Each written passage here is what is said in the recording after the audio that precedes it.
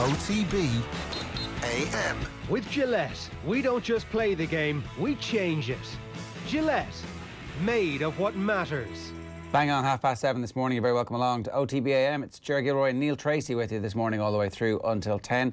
We'd love to hear from you if you're an upset Manchester United fan, if you're someone who's worried about the future of rugby, if you're a Dublin fan getting a little bit ticked off about the constant talk about splitting your county in really four at this stage, then 0879 180 180 is the number for you. Neil, good morning to you. How are you?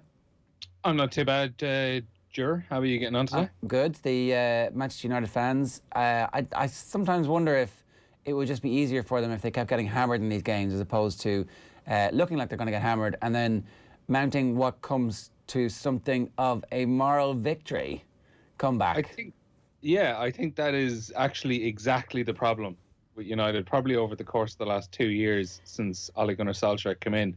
Like, if you were to look back at where they were when Jose left them and where they are now, they're not much further ahead. They're probably not much further below where the level they were at 2 years ago as well, which is exactly the thing. They're just in this endless cycle of finding a good little bit of form, riding that for a while, and then the wheels fall off the wagon completely for another few weeks, and it's just wash, rinse, repeat. It's going round in circles constantly. The form over the last few weeks has just been crazy. Like, it kind of just shows to, I think, is it 7 of their last 9 games now they've conceded the first goal in. And granted, in a few of those games, they've come back and drawn, they've come back and won. Or in the case of last night, they've ultimately lost, but put up that the Irish Rugby World Cup quarter-final of, putting up the good fight and, coming out of it with your head held high almost. But the problem with all of that is it kind of masking the fact that there's a consistent run of games now where it's pretty clear Ole Gunnar Solskjaer is either getting his personnel or his tactics wrong.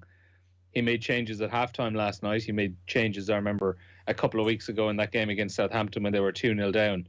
There's a running theme now where he is just getting things wrong from the start and is just about getting away with it by full time. Yeah, are they in a better position now than when Mourinho was there? I'm actually not sure that you can say that Jose Mourinho won the Europa League in his first year. Is this team going to go on and win the Europa League? Maybe they will, and maybe that's the current level. No, I think they're in the exact same position as where they were 2 years ago. Literally exact position in the league table the club is at.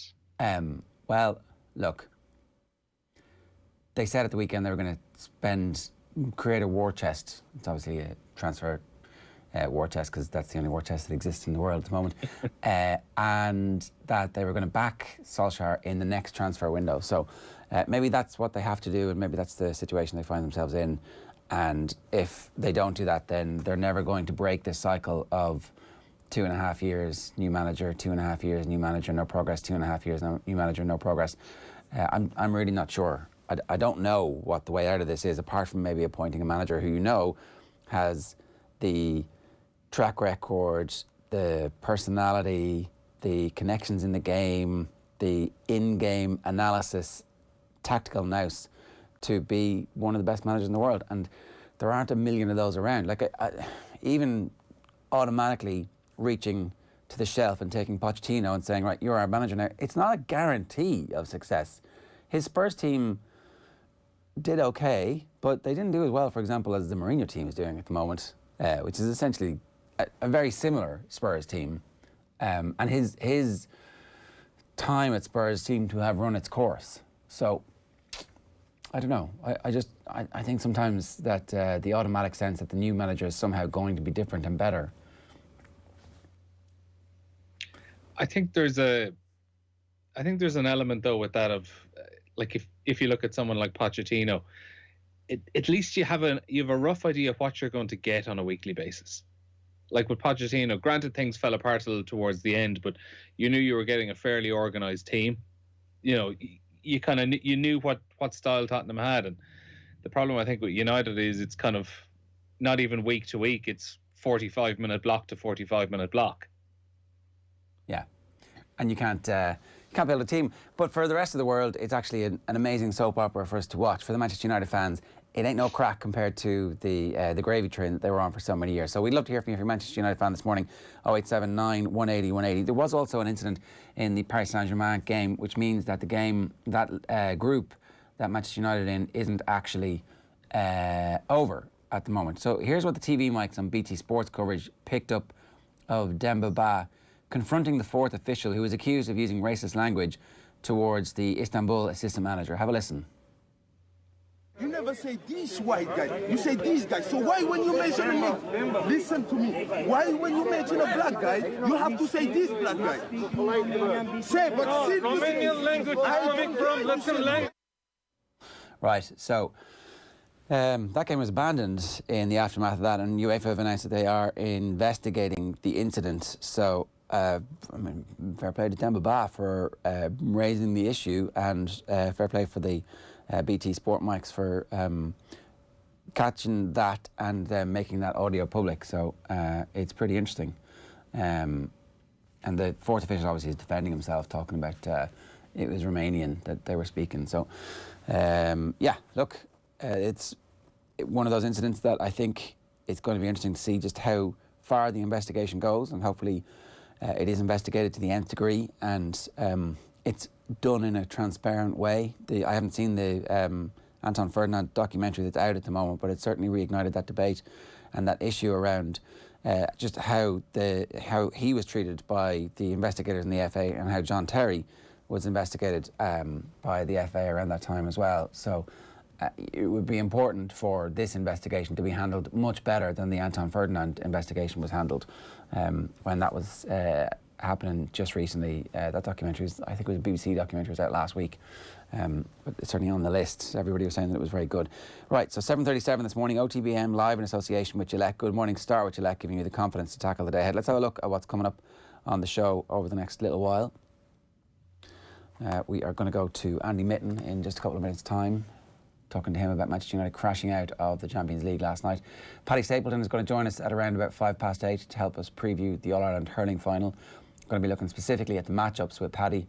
Sarah Donovan likewise going to talk about the Camogie final, have a quick chat about the Hurling final and the LGFA fiasco at the weekend. John Duggan at 8:35. He was out at the Dubs press conference yesterday, and the issue of splitting Dublin and the issue of the funding is completely overshadowing their press conference. Certainly judging from the papers today, it seems to be the only thing people were talking about. Neil's going to do a type 5 with us ahead of the start of the European Cup. Jessie Barr and Thomas Barr are going to join us at 9:05 for Runuary. They're trying to get us out and running in January. Might be a way to beat the winter blues. And then from 9:35 we'll bring you some highlights as well. I did want to ask you, Neil, about the general sense of confidence in Limerick at the moment. It's an unusual, maybe it's not that unusual. I mean, like, Limerick is the home of the best rugby that's ever been played in Ireland, and so therefore there is, you scratch away at the surface a little bit, and after the self-deprecation, there's an innate Limerick cockiness that is, you would say, characterises the sporting belief system of the city. Yeah, Jared, like you mentioned, the self-deprecation, that is in large part a mask. That is trying to just cover up the fact that there is a confidence there, and we do not want anyone to know that there is a confidence. Now, I've given away all the state secrets here. In terms of the hype around Limerick at the moment, obviously I haven't been home in several months at this stage, but I was talking to a couple of people at home. They said it's fairly low key at the moment. There's the usual kind of the bits of bunting and stuff as you're coming into villages and stuff like that, wishing, whatever county player from this kind of local area the very best of luck. I know my brother was saying last week he saw quite a few of the kind of hats, flags and headbands crowd out selling around just in kind of various random spots in Limerick as he was driving around. I did the biggest bit of hype actually late last night, just before I went to bed. I got a text off my mother, and it was a video of my young cousin who's about 9-10 years old. And it's a video from their hurling training the other night where himself, well, not himself, but the entire team were all singing Sean South from Garryowen as a best of luck to the Limerick hurlers. So that was probably the biggest bit of hype I've seen so far. Right, so cross-pollination. Maybe this is actually the unleashing of the entire county of Limerick properly. Everybody uniformly getting behind all of their output, as opposed to the tribal warfare that might have held the city back and the county back for years. Yeah, possibly. 2 All-Irelands in 3 years. Like, are you counting those chickens, Neil? Is that what I just heard? Are you counting those chickens? I was framing this. The cat is in the sack. Is that what you just did there? If there are 2 All-Irelands in 3 years, well, even if there isn't, it's the run 2 All-Ireland finals, and it's the Munster Championships that, it's the type of stuff we wouldn't have seen since the 90s. That, like, realistically, that I am actually just about too young to even fully appreciate, and I'm 30 years old. So there's the guts of an entire generation that were arguably like lost to Limerick hurling teams. When I was in my early teens, ballers, because they were getting to Munster finals, and there was almost this feeling that is Gaelic football in Limerick actually going to become the thing now over the next 10 to 15 years. Obviously, that kind of golden generation died away a bit, and the hurlers came back into things in the 2010s. But it was a long time of nothing, and now there's a bit of something there. Look, there is, and the style they play in is so magnificent as well. You can't but be in love with them if they're your team, and it looks like they're going to be a team who sticks around for the foreseeable future as well. 7:42 this morning. It's time for us to say good morning to Phil Egan and get a take on what's happening in the world of sport this morning. Phil, good morning to you. How are you? Very well, yeah. Dramatic night in the Champions League last night for a few different reasons. Some good, some bad. But we know Manchester United, who have had a habit of winning away games this season despite going behind. Unlike the recent wins, though, over Southampton and West Ham, apologies for that, United gave themselves way too much to do last night. They were 3-0 down to RB Leipzig with 10 minutes to go. It finished 3-2, so United out of the Champions League, and they go into the Europa League in the new year. And PSG join Leipzig in the last 16, even though their game with the Istanbul Başakşehir wasn't finished. It was abandoned early on after an alleged racial slur by an official. The Turkish team walked off the pitch. They were followed shortly by the PSG players in protest. Başakşehir on Twitter said that their team opted not to return after assistant coach Pierre Webo had been racially abused. UEFA says it will conduct a thorough investigation, so the remainder of the match will be played tonight. New officials will be in charge of that one, and it'll resume at 5 to 6. But regardless of what happens, PSG finish ahead of United because of the better head-to-head. So just think how crucial that goal Neymar scored at Old Trafford last week to make it 3-1 was, just giving them the edge in that head-to-head. We knew Chelsea were already through and guaranteed top spot in Group E. They drew 1-1 at home to Krasnodar, much-changed team for Frank Lampard. Liverpool and Manchester City, like Chelsea, already guaranteed top spot in their groups. They finish off their campaigns tonight. Liverpool are away to Midtjylland from 5 to 6. Queeveen Kelleher set to start his third game in a row for Jurgen Klopp's side. City host Marseille, that one at 8 o'clock. Millwall's fans applauded as their players stood beside QPR players who took a knee ahead of last night's championship match. Remember, the fans at the Den had booed when both sets of players made the gesture before Saturday's game against Derby. The match actually finished 1-1, and when QPR scored, a couple of their players took a knee in front of some of the Millwall fans. Filippo Giovanoli has been appointed manager of Dundalk on a permanent basis just a few days after winning the FAI Cup. Also deals for Giuseppe Rossi and Shane Keegan. Looks like Jim Magilton, the former Northern Ireland international, is going to be the director of football at Oriel Park. The Republic of Ireland will begin their World Cup qualifying campaign away to Serbia on March the 24th before Luxembourg visit Dublin 3 days later. Stephen Kenny's men will also be in a group with Qatar. They've been added to Group A. They'll play friendly matches because obviously they're hosts of the 2022 World Cup. We've seen this before with France. And a group of former rugby internationals are planning to take legal action against rugby authorities for negligence over brain injuries they've suffered. One of those is the former World Cup winner with England, Steve Thompson, who says he's no recollection of the 2003 tournament. It's really grim. He said he's watching matches, and it looks like he's watching England today, but he's actually playing in them and he can't remember the score. This is somebody who would have prided himself on obviously being in charge of the line out and knowing all the calls, and he said he couldn't handle that now. So we'll talk about that a little bit later on. Phil, good stuff. Thanks very much for that. At 7:45 this morning, I want to give you the first opportunity to enter our competition. It is obviously the run into Christmas, and to help you celebrate an unusual festive season and to stay close to the team of us, Vodafone wants to fill your Christmas stocking. Every morning this week we've got a selection of great gifts to give away. This morning you can win one signed team ball, a signed copy of Rob Kearney's book, No Hiding, and an Irish rugby jersey. To get your name in the hat, just tell us who today's mystery voice is.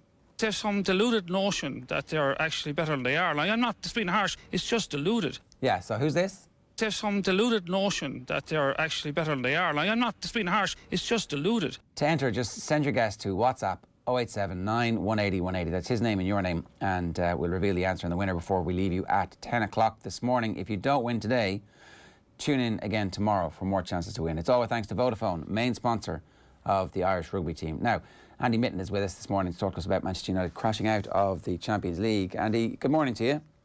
Good morning.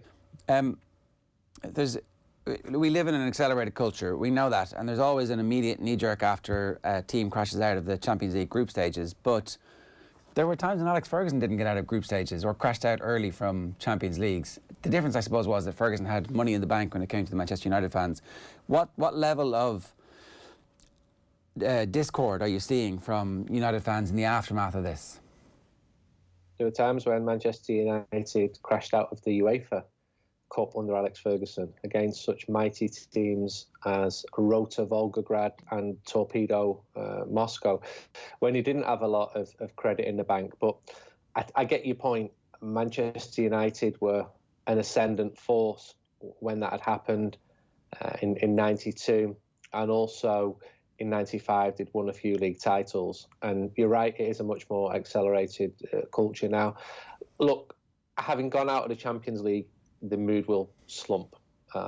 United fans will be very angry, confused, annoyed, all those types of feelings, especially because the fans felt that they were probably going to go through after that win in Paris and that really good home win against RB. So it's a big disappointment for Manchester United. I know it was a tough group, and maybe when it was drawn, the reaction from a lot of United fans, which was, well, we're going back into the Europa League, that didn't look accurate a few games in, but that is the reality. Manchester United will now be going, along with the 7,000 other teams, into the Europa League and trying to plod along to a final in Gdansk. I know some fans who actually booked hotels in Gdansk last year in the hope that United would reach the final. You might ask me whether Ole Gunnar Solskjaer will keep his job. I suspect he will. I'm not the one making the decision, but the way that Manchester United started that game was pretty shocking. And they keep starting games in a pretty poor manner. They keep going behind in games, and it's pretty unforgivable. And Harry Maguire, the captain, went into that game talking a good game about how United were ready, how they were going to attack. I'm sorry, they're just hollow words. It was a really, really poor start for Manchester United. And when you go 2-0 down and then 3-0 down in the Champions League, you're not coming back from it. But the irony of this Manchester United team is they nearly came back from it. What's behind the bad starts? In some respects, over the last while, Solskjaer has been rightfully getting some praise for his ability to change within matches and to have a variation of tactical approach, which is a horses for courses approach in one way, or else it's I don't know my best team. That's your glass half full, glass half empty. That's how you read it. Is the tactical flexibility actually giving the team pause for thought when they need to be unconscious and they need to just be doing stuff because they understand what their role is? Well, you said that the manager received credit when things go right. He should receive criticism when things go wrong. He set that team up. That setup didn't work. It was a 3 or a 5. And some of United's best performances in defence have come playing that formation, such as against PSG away. But those players looked like they hadn't played together at the start of that game last night. RB were very good. They scored very good goals. But when you watch the space between Aaron Wan-Bissaka and the player behind him, Angelino on loan from Manchester City, it was Sunday League stuff. It was awful to watch. And United started badly at the weekend again against West Ham. You can't keep expecting to be coming from behind, especially as the season progresses, as the teams you were likely to meet in the top competitions, such as the Champions League, were likely to improve. They're not going to surrender the league, maybe like West Ham, who were also a decent team, did do. And Ollie must take some of the criticism for that. It was the wrong formation. And he made a good change at half-time against West Ham. But that was because he needed to, because the team had started so poorly against West Ham. I suppose that's United have gone behind in every single away game in the league this year. That's pretty unforgivable. Now, they've also won all of those games. That's pretty incredible. So when you talk half glass, half full, you're right. And today we're definitely speaking on a half glass full day. But we could speak after the Manchester derby where United have won, and it'll be glass half full, not glass half empty as it is today. I suppose that's the question I'm getting at. Is the chopping and changing actually giving the players a deep understanding of what they're supposed to do? Is it confusing them somewhat? Is that behind the bad starts? Like the good finish suggests that actually the playing staff and the playing squad is rich with talent, and that the squad isn't really that much of an issue because they're capable of producing brilliance in 45 minutes. Now, maybe it needs some fixing, and I think everybody would always say, I could do it 2 or 3 players. That's fair enough, but there's obviously really good talent there. Is this approach the right approach for this group of players where you're asking them constantly, oh, okay, the midfield is going to be a diamond this week, it's going to be 2 holding players the next week, you're going to try and get your 3 attacking midfielders into the team the week after, and actually, if everybody's looking around, it's going, well, what role am I doing today? What is my job? They're elite footballers. Wherever they play, they're going to be asked to make tactical changes, even within matches. So if you look at PSG last week, they shifted their formation within the game, just like Manchester United had to do in Germany last night. I'm sorry, players have got to be able to take on instructions. One reason why they get to the level that they're at.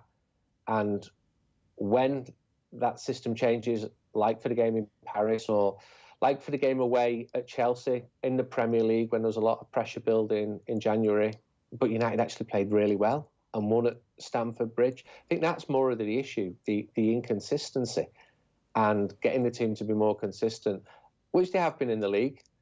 And that will be in the hope that the team get in the Champions League.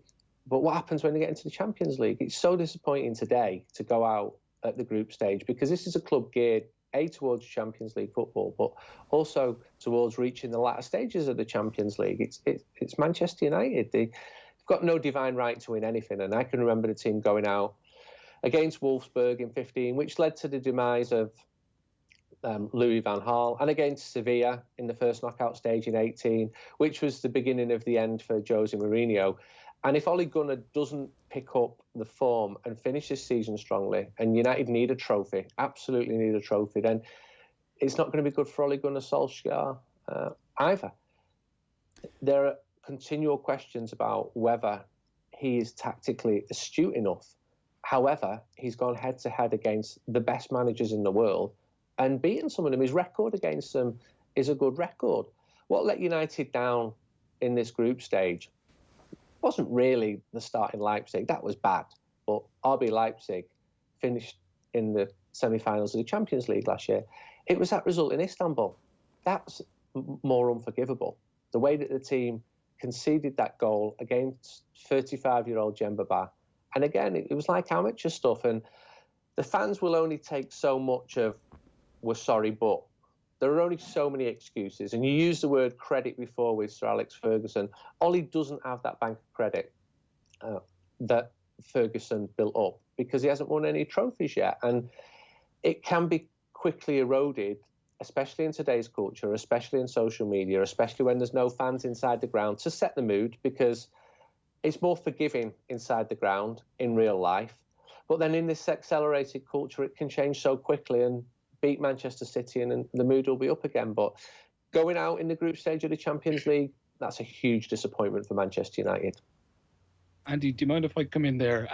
Neil here.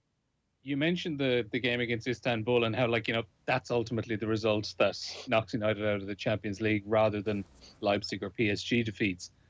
How concerning is it that the worst of these defeats are generally coming against the teams that United are consistently expected to beat? Like you mentioned how he's got quite a good record against the better teams, the kind of the top 6 teams, or even your PSG or Leipzig.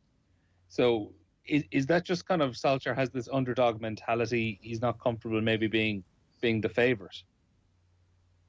Well, Manchester United are not at the same level as teams like Paris Saint-Germain at the moment. So if you want a measure of success, when PSG came to Old Trafford in 2019, they dominated far more than they did at Old Trafford last week. So Manchester United needed to set up almost as the underdog and play on the counter-attack because they were the underdog, because they're not as good as the very top teams at the moment. When Manchester United then play against the weaker teams, they're invited on. They're expected to break down those teams, and it's something that they struggle to do. Now, things have got better with Bruno Fernandes, and you can use statistics to skew United in such a positive or negative way at the moment. With Fernandes, United have picked up more Premier League points than any other team since he arrived in January. He's clearly made a big difference. There are clearly bright, young, attacking, talented players there, but consistency is an issue. Doubts about positions all over the pitch. David De Gea, another mistake last night in a big match. It's becoming too expensive. This isn't an isolated incident. The defence cost a lot of money. They were completely overrun at the start of the game last night. And it's partly on the tactical system, but it's partly on the players as well. Midfield, why didn't Fred come off against PSG last week? Well, it's because the manager felt that he couldn't bring on a player who was quick enough to deal with the pace of PSG in the middle of the pitch. Mason Greenwood, very, very talented. Young Marcus Rashford, hugely talented. Still not consistent enough to be considered a world-class player. Edison Cavani brought in to play Champions League football. He is not playing any more Champions League football. Anthony Martial has had a pretty poor season so far this year. So there's got to be higher levels. There's got to be more consistency. And some of that has got to come back on the manager as well. Ultimately, they'll be judged by where they finish in the league this year. Got to get in the top four. And United need to win a trophy as well, even if that's the FA Cup, even if that's the League Cup, or even if it's now the Europa League. I think that's still a competition which is well worth winning, just as it was in 2017. But I take the point, it can completely sap the energy of a squad with limitations. What about the sideshow from the agent saying that this is it, he's not happy, it coming out 24, 36 hours before the game, it not really tallying with what Pogba has been saying in the French media, if you actually listen to what Pogba's been saying. But now, in retrospect, if you listen back knowing this is what Pogba really thinks according to his agent, then you get to reinterpret all that stuff and round and round and round and round we go. No, it didn't help.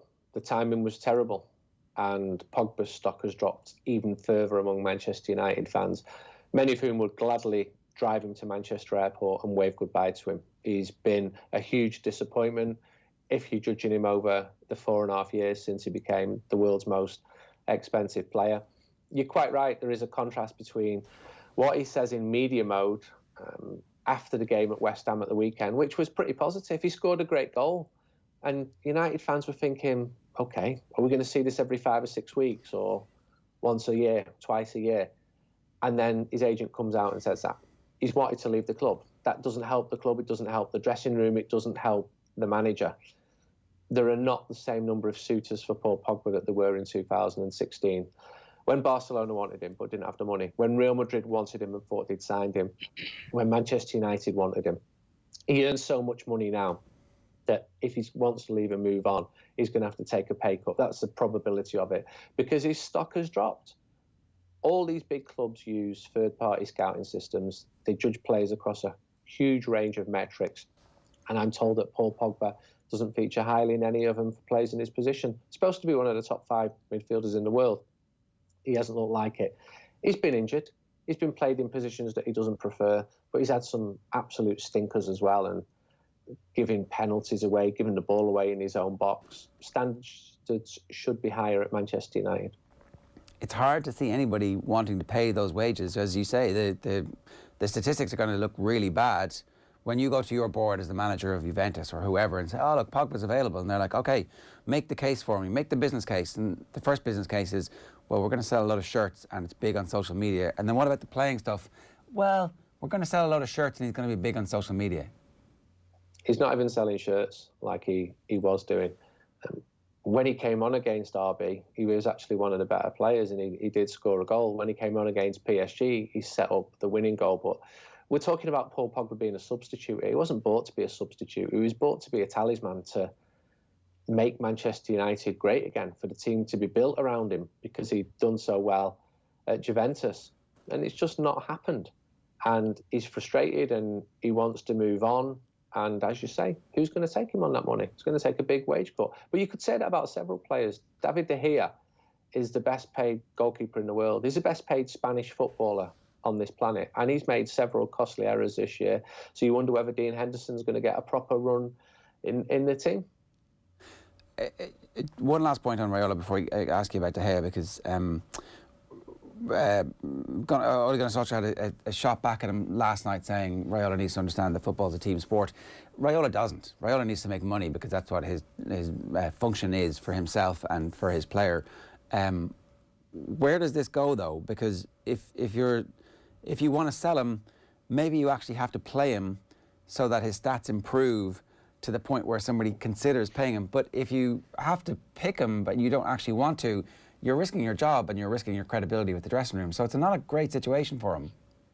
Raiola made £41 million moving Paul Pogba to Manchester United. He's long been a cause of concern for the club. However, he has some of the best players in the world in his stable. It's very easy to say, don't deal with this agent or that agent on a point of principle. These agents have got so much power, so much control. It's not quite so easy in reality. Raiola has Haaland, for example, a player who Manchester United absolutely wanted, but he chose to go to Borussia Dortmund. With Pogba, we're going round and round with this. I think that Ollie has been big enough to drop him. He's been bold enough to drop him. He picks the best team for the game. Jose Mourinho certainly felt that he had to play Paul Pogba, and did play Paul Pogba. He felt the pressure to play Paul Pogba. He told someone I know the day after the severe defeat in Manchester in 2018, as much of that he felt he had to play Paul Pogba. Ole Gunnar does not feel that he has to play Pogba. The value's already gone. The damage has been done. His stock, as I said, is miles lower than it was. Even though he's a French World Cup winner, his recent performances for France have not been good. I read the criticisms of him after the last batch of international matches. Now, to be fair to him, he's had COVID. He's professional within the club. He's a popular lad within the club. Yeah. He's a really polite lad. So you're mixing all of these things in. But what would Sir Alex Ferguson do? What would Jurgen Klopp do? What would Joseph Guardiola do? They make the tough decisions, and Ollie's got to make a few tough decisions at the moment. The last one, the parallels with Chelsea, where Kepa was having trouble, they stuck a new goalkeeper in, and the defence has improved because it's given confidence to everybody. If De Gea is causing confidence issues amongst the back four, maybe he's not, maybe the back four are giving him confidence issues, but either way, you should investigate that. And you've got a good young goalkeeper. You don't know what the ceiling is for your sub. You may as well stick him in and see what happens. Yep, I agree with that. I totally agree with that. And De Gea is causing some issues. The defenders are looking back across. It was felt that Dean Henderson coming in would push David De Gea because he hadn't been pushed in recent years. And I say that, it sounds slightly confusing because Sergio Romero was rated as the best number two. The problem was he was always seen as a number two for the league games. So De Gea didn't really have pressure, but he does have it now from Dean Henderson. I think fans would cut him a little bit of slack, which didn't need to do because he's still a young goalkeeper. And David De Gea took 6 or 7 months to settle into the Premier League. Pretty tough months. Don't think that Dean Henderson would need that. But again, De Gea was given a huge contract last year. Huge contract. He can sit on that just as Paul Pogba has been able to. And Paul Pogba can run his contract down and leave for free if he wants to. It's a really unfortunate situation when you're top of the transfer tree in terms of the wages that you pay, if not in terms of the status of your team. When you try and move players on who haven't been stars in your team, you know, if United tried to move Bruno on now, there'd be no shortage of takers. But there's 5 or 6 players there who are not getting a look in at the moment, and they're not being moved on because they earn far too much money. So it's an unfortunate problem for Manchester United. Henderson deserves a chance. Yeah. 100%. Andy, great to have you with us. Thanks a million.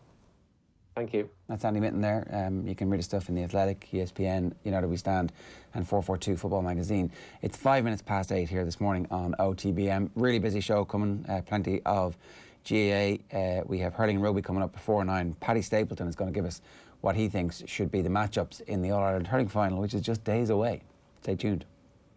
OTB AM on OTB Sports Radio, Ireland's first and only sports radio station. The Saturday panel on OTB. We're talking about these lighter footballs, you're right, but it's with the pace which they come through, and it would literally be a case where I would do sessions at heading 20, 30 balls where I would be literally feeling dizzy after it. So now to hear these type of statistics and the research that's gone into it, of course, it's a major worry. Don't miss the panel every Saturday afternoon on OTB Sports Radio. Tune in 24/7 on the OTB Sports app.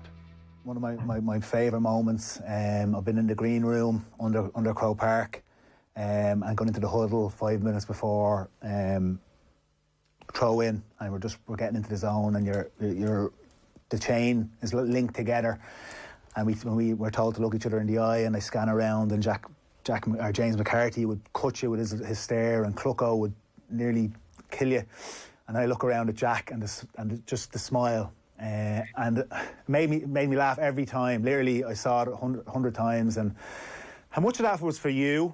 And I know you talked about in the media, in the parade you've done it, and you talked about it. But I know that in that circle, it wasn't about public perception. It was about the group. How much was that for you, for your own headspace, and how much it was for the group? Because I got such confidence and energy from it, and I spoke to you loads of times about it and how much I loved it, and I'm sure loads of people did. But talk to me a little bit about the psychology behind that. Yeah, well, so I think there was one of those, everyone huddled up in the last few messages, and here we go, out you go, and you can kind of hear the crowd rumbling, and yeah, we're going. And I think it was just said, now look around, look at everybody. And I did, and I just kind of naturally was like, Beck, sometimes you kind of get imposter syndrome up at some of those training sessions or at those meetings where you're like, I'm beside Keane, Clucko, Philly Mack, Byrne, and I was looking around, and I just started smiling.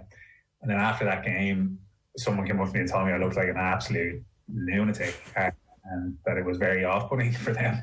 And then it kind of became a bit of a thing that we joked about, and I definitely did it consciously afterwards. But I do think that standing under Croker, about to run out in front of whatever 1,000 people, like you're not hands around, like you're grabbing each other and in tight, and you're looking at some of the best people to play the game and some of your best friends, and like, jeez, if you can't smile then, why can you? Follow the leader, the Mitsubishi Outlander PHEV, the world's best-selling plug-in hybrid, is now available with 0% finance and a free home charge point worth €800. Leading the charge in plug-in hybrid technology, the Mitsubishi Outlander PHEV. Book a test drive at your local dealer today. Mitsubishi, drive your ambition. Terms and conditions apply. See mitsubishimotors.ie. Lending criteria applies. This is a hire purchase agreement provided by Bank of Ireland Finance. OTB AM. With Gillette, we don't just play the game, we change it. Gillette, made of what matters. 9 minutes past 8 here this morning on OTB AM. You're very welcome along. If you've just joined us, you've missed Andy Mitten. You can catch that back on our podcast network. And I want to tell you about a little clip you heard there in the ad break. It's episode 4 of the Bernard Brogan podcast with Jack McCaffrey. That was great stuff there about literally taking you under the bowels of Croke Park moments before big games. Tune into OTB Sports Radio at 12 o'clock today for an exclusive first listen, or you can subscribe to the GAA feed on the OTB podcast network. Search OTB GAA and you'll get it there. Make sure you hit subscribe to that, and anytime any of our good stuff drops, you will get it first. It's a brilliant hour-long chat that gets into Jack's life off the field, their Dublin days together, the reasons behind his inter-county departure this year, and whether he'll ever play for the Dubs again. It's not guaranteed. I'm not giving you any spoilers there, but it's not guaranteed. You can hear him discuss why. It's all brought to you with thanks to Super Value, proud sponsors of the 2020 All-Ireland Senior Football Championship. The hashtag is support where you're from. Now, Paddy Stapleton is with us. Paddy, good morning to you. Morning, Ger. How are you? What's that bit like in the green room just before you go out to play in an All-Ireland final with your best mates and some of the best players ever to play the game? Yeah, I suppose for me it's huge focus and a lot of excitement. I suppose we always got in a circle. I'd say nearly every team does. It's the closest part to the pitch, but it's pure excitement for me. And you always think about maybe the managers you had and that last maybe rousing speech before you go out. So look, it is the pinnacle. It's, geez, you only think afterwards about all you've been through just to get to that moment. And I don't think you fully appreciate it while you're there. Is probably the only issue you have. It was interesting listening to the two lads talking about what that's actually like and the different characters of the players. You can't hide at that stage. You are who you are. Like James McCarthy with a nice cold stare. I mean, that's kind of what I expected. Were there people laughing? Were there people kind of with that nervous excitement who are kind of, it might have felt out of sequence or out of touch, but actually that's who they were.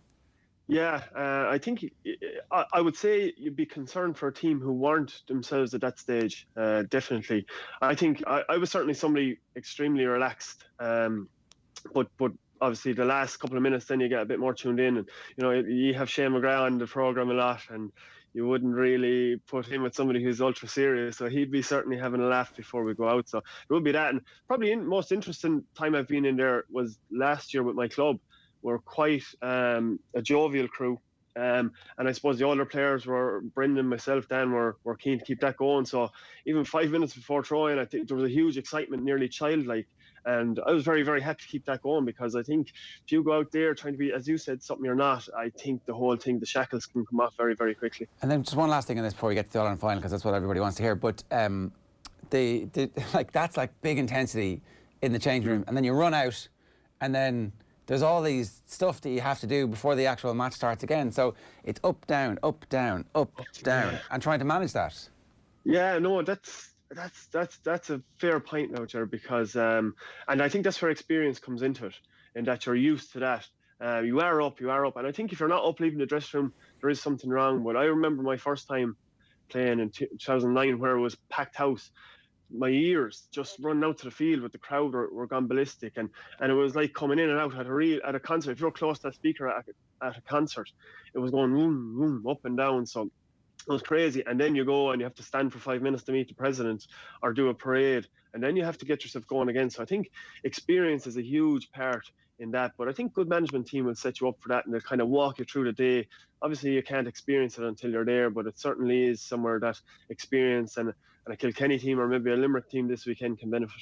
Now all of a sudden none of that actually applies in many respects, because there is no marching. I see Colin Key speculating. He thinks at this stage that there's going to be no Artane Boys Band, and he thinks that there's going to be no red carpet, and maybe they'll come up with something to make it feel like an All-Ireland final as much as they possibly can. But and I've no doubt the teams will know about that, but does that actually make it a little bit easier for Waterford that that's not going to be the case? Granted, they've already been in an All-Ireland final, so most of them would have some experience of this. Yeah, I think it does. At the same time, they can still go out and hurl terrible or brilliant, and that can happen. But if you were Liam Cahill, you prefer there wasn't that ceremonial stuff beforehand, because what do sports psychologists and managers all say? We'll treat it like any other game, and that's how we're going to get the best performance. So obviously, if you have an relatively inexperienced crew, you're going to say, yeah, let's get out into the field and get to the hurling as much as we can and stop all this thinking part, which is often the issue in between. Yeah, you want it to be as unconscious as possible. You've been talking about Waterford as a team who might benefit from the Concertina Championship and the sense of confidence that they've gained from match to match to match. And here we are now with the time telescoping. Do you still feel that actually they're timing their run perfectly? Are you picking them at this stage? I am. Yeah, I am. And look, it's like the last few years. I think in hurling, we talked about sports psychology. I think that has come on so much in terms of controlling what you can control, and also with the water breaks. I think it's going to be a lot more controllable for Liam Cahill and his selectors to keep the focus right throughout the 70 minutes. I know we played in 0-9, and if we had our last water break against Kilkenny that day, then maybe we would have pushed it over the line, to keep your systems right, to keep the way you're playing, to keep your discipline, all of that. We could have kept that, I think, shored up a lot more. So I think there are a couple of advantages, even if you're thinking about players on the field being able to speak to each other, being able to communicate, keeping each other on task as the game wears on. It's a lot easier with a house that isn't packed. So I just think there's a few things in their favour. And look, I think they're hurling at the minute. They're hurling with a bit of a primal instinct. It's so important. I'm not trying to be a hurling snob now, but certainly looking at other sports, you can control the ball and the way you play a lot easier. The motor skills aren't as fine. But in hurling, one slip up, one mishandled, and the game can be blown up, or that series of plays can be blown up. So I think they have that at the minute. Limerick are a brilliant team, but I think they're hurling within themselves. I know everyone's waiting for this massive performance. Even though they are getting good results, people are waiting for a huge explosive performance. And I just think you can be waiting. And I think Waterford are proving that in the last 2-3 games. Yeah. Also, you just talked about, before I get into the matchups, about how sickening it is to go against an opponent who you've already beaten that year. Yeah. No, I don't like it because maybe it's a weakness of myself, but you're always waiting for that time that they kind of cotton onto you, that they've found out the code, and Limerick is a code, it's really something that you have to break. And I think the more that Liam Cahill meets them, and the more the players would have got confidence off that match in the Munster final, I think. If you're saying on what Bairns, they would have said, well, we're quite inexperienced. And then the fact that, in everyone's opinion, I would say, and definitely in mine, they've pushed on since then. They've added a real threat up front. Austin Gleeson has improved. They're nearly more sure at the back with the half back line.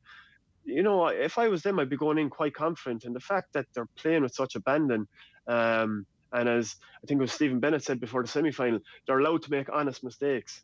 So they're going out with huge honesty, but they're going for flat out, like Callum Lyons on the wing.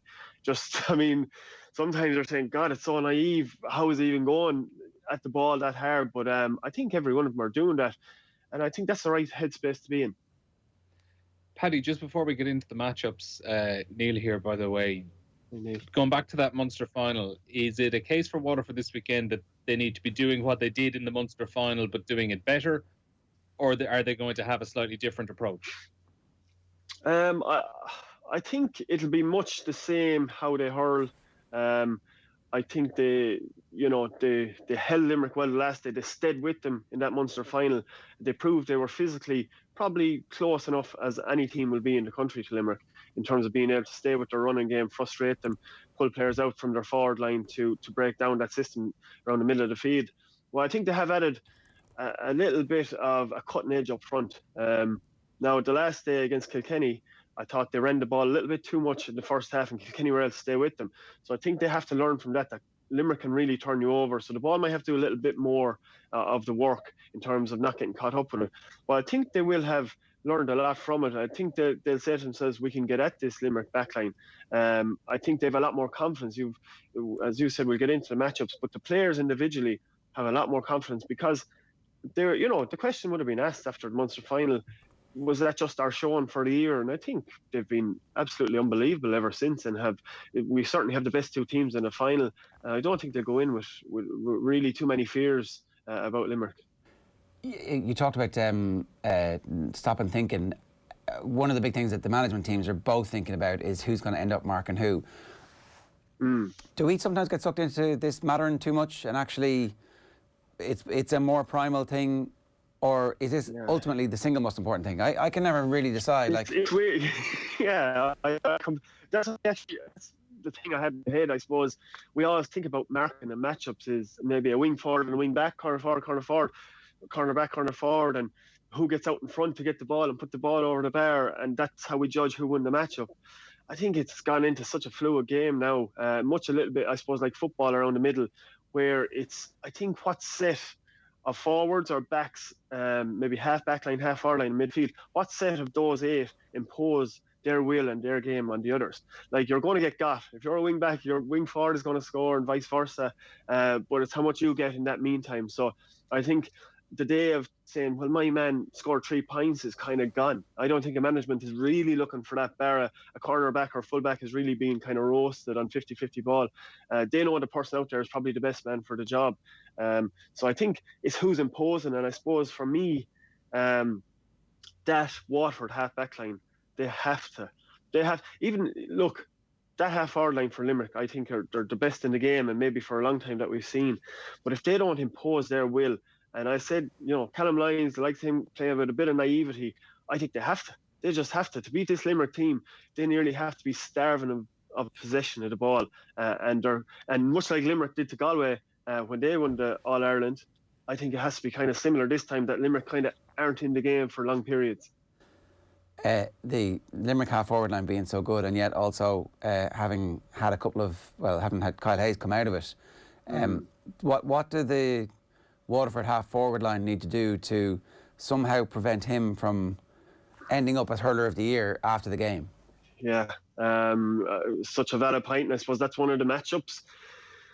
And I suppose one thing, Jack Fagan has to cause him a lot of trouble. Jack Fagan has been brilliant this year, like seriously good year for a player I didn't know very much about beforehand. The only thing is, the last day he was up catching a lot of ball, and now he's against a man who's 6'6", and that's going to prove very, very difficult. But they're going to have to work him hard. Like, I mean, if I was Waterford, I'd be concerned about the fact he's taking so much ball off the shoulder and flying through, and he did that in the half-forward line, which was damaging. And I think they're losing unpredictability up there without him, but he's devastating coming forward. So I suppose, look, it's like a lot of things. You try and keep the ball either out of his hand, or when he gets it, you have to surround him. Now, he's been on the touchline a lot with the ball and really spreading the play, so they need to get him outdoor that sideline. Somebody needs to stop him.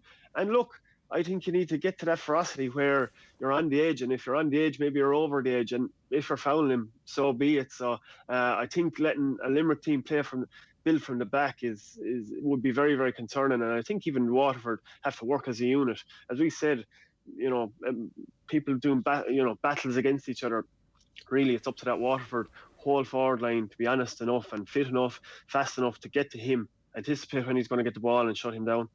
We had Richie Hogan on yesterday talking about how strong Waterford are between the 45s, and how Tyke de Burke's role is kind of an accompaniment to that in many ways, and that works for them because they flood that area and they bring people back.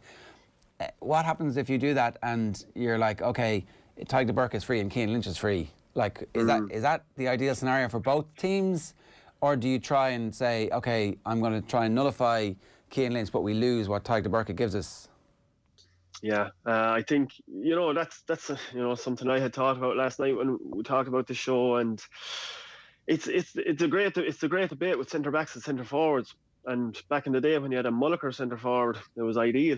Centre back could sweep the play, but now he has a lot to think about. And Cian Lynch is the type of player, he won't always be the one that looks obvious that he's causing the damage, the devastating run, but he'll pick the lock.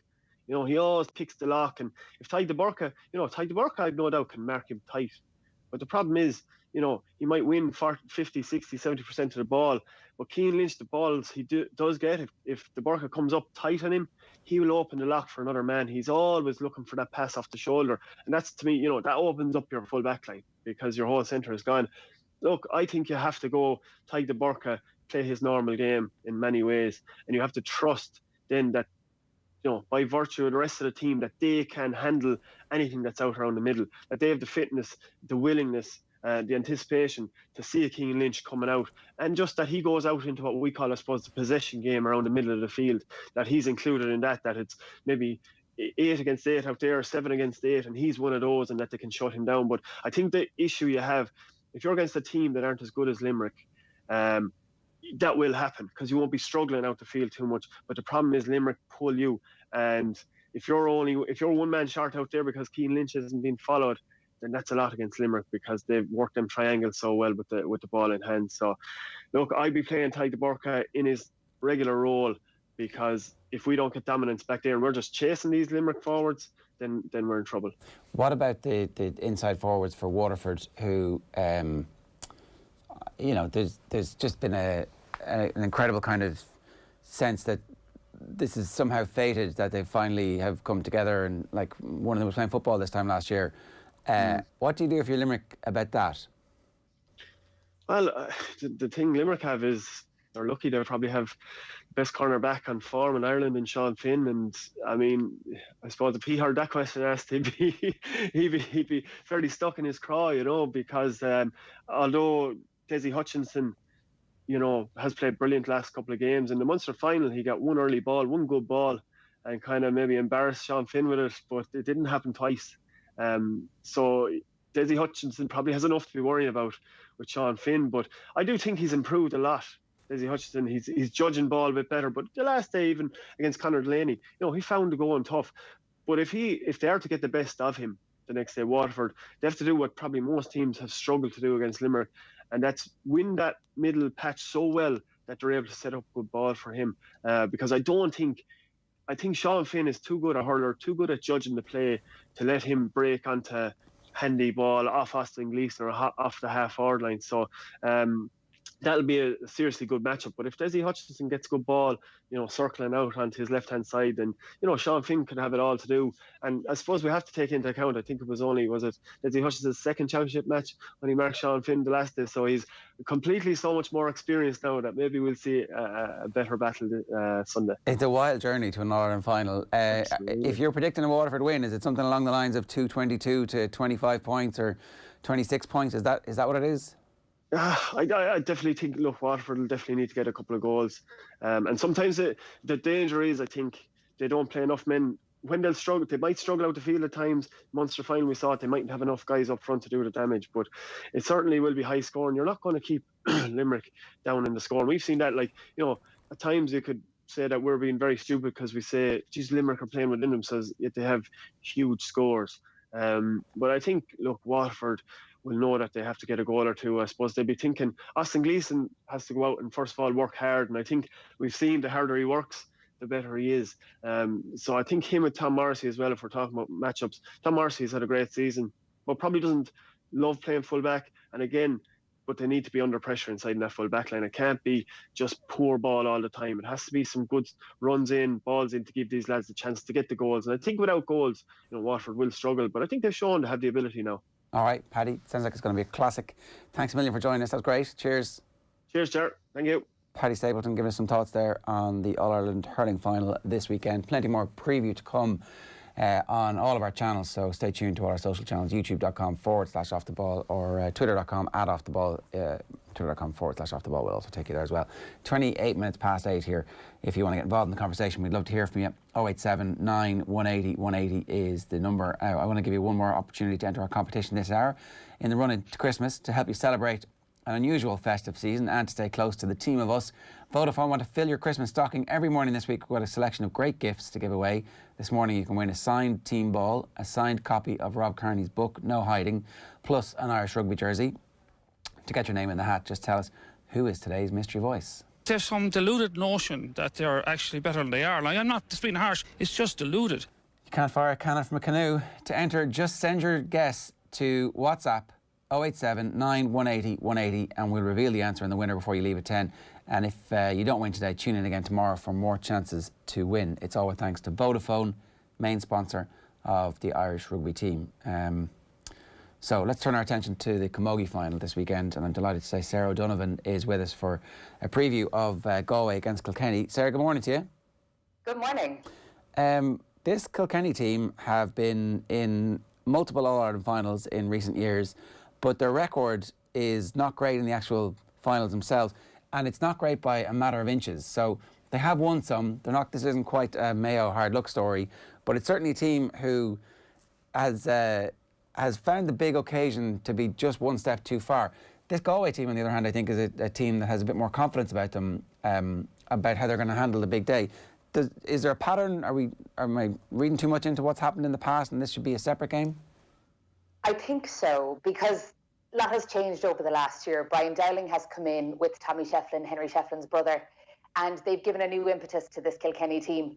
Look, nobody wants to lose 4 out of 5 All-Ireland finals, and that's what Kilkenny have done. But as you said, it was a matter of inches. We're talking about losing games on the buzzer. So while Galway might have more confidence, Kilkenny's experience is massive, you know, and we if they had won those games, we'd have been talking about the best team over the last 20 years. And so, like, are they on the verge of becoming that team then? I suppose a victory will actually allow them to, I don't know, maybe get over that mental hurdle that we saw with the Dublin footballers, for example. It took them 3 All-Ireland defeats in a row, I think, before they became the best team in the country and won the last 4. Is there something similar going on with Kilkenny Camogie?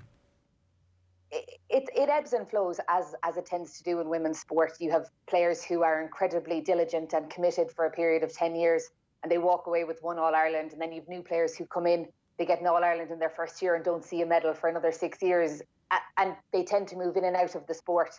You don't have the same, I suppose, longevity for the majority of Camogie players that you would in men's teams.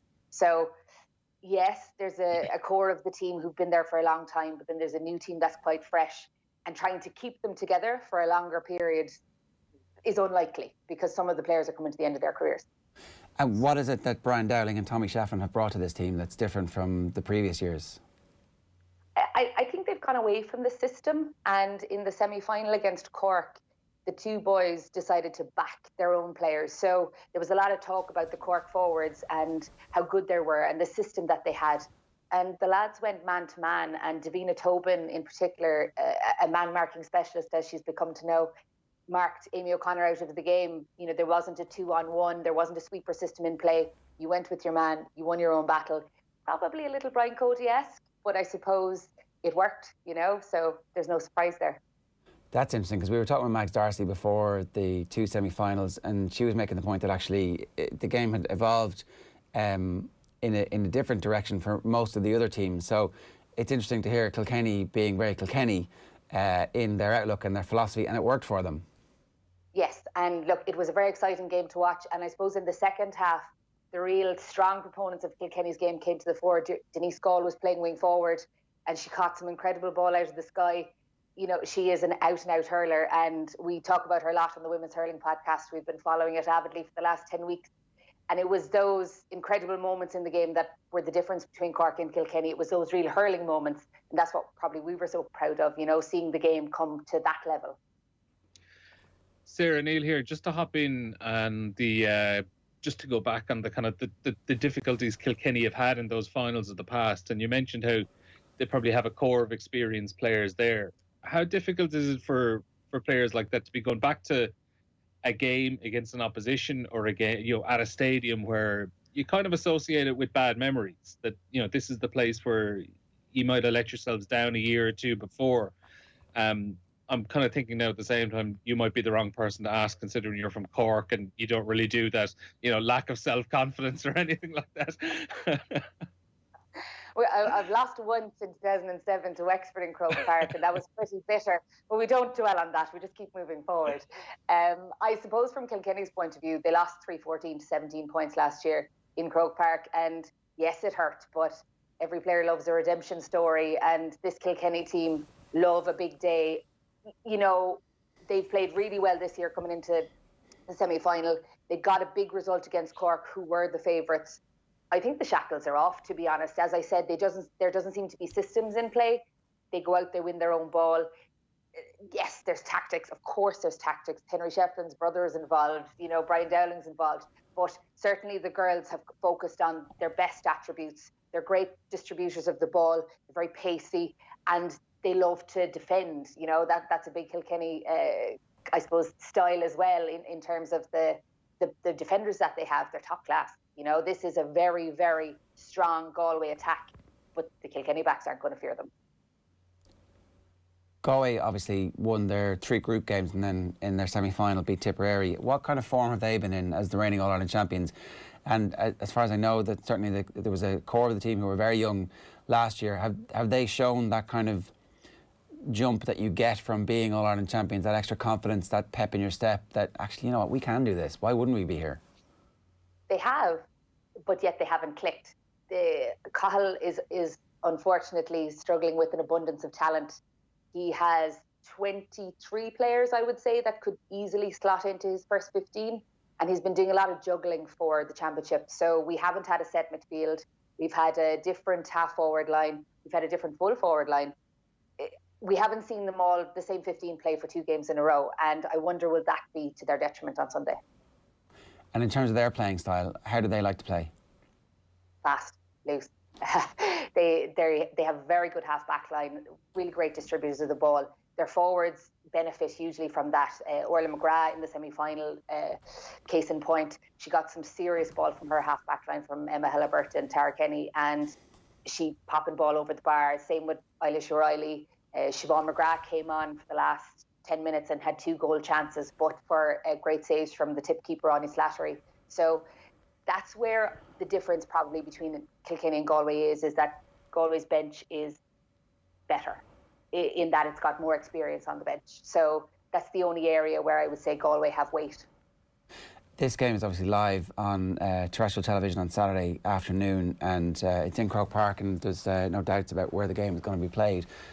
What did you make of the whole farrago and the fiasco around the Women's All-Ireland football semi-final last week, which had a change of venue and a change of throw-in time a couple of hours before the game was due to throw in?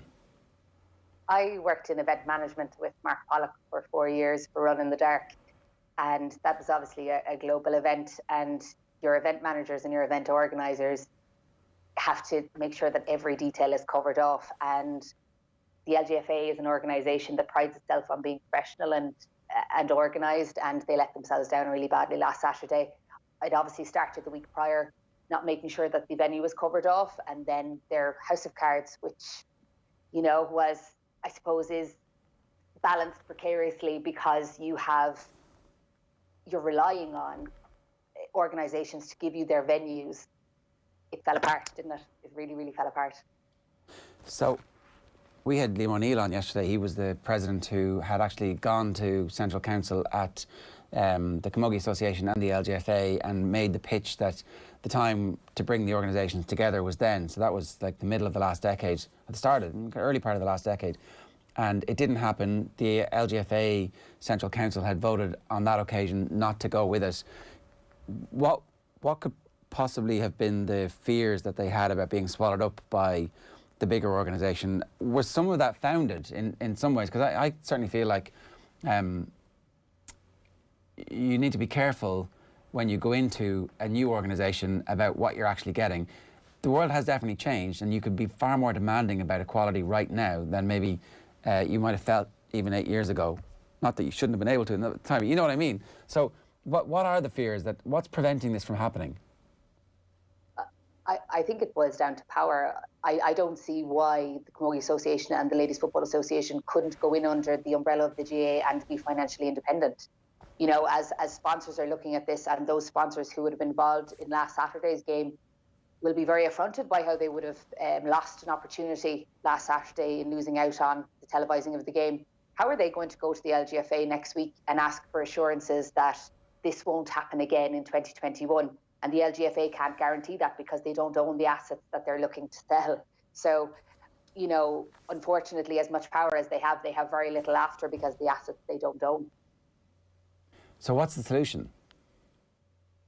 I genuinely think they're going to have to go in under the GA and accept that. There will be things that they will lose, but they will gain so much more. And I think they'll gain a lot of trust from the sponsors, and you'll see actual financial rewards from it, I would feel, in knowing that they are comfortable and that they do own the assets that they're actually renting out, say, to the sponsors that they have. You know, right now, player participation is going to be affected by last week's debacle. It's going to be a struggle for inter-county managers, credible inter-county managers, to commit to inter-county teams in the LGFA based on what happened last weekend.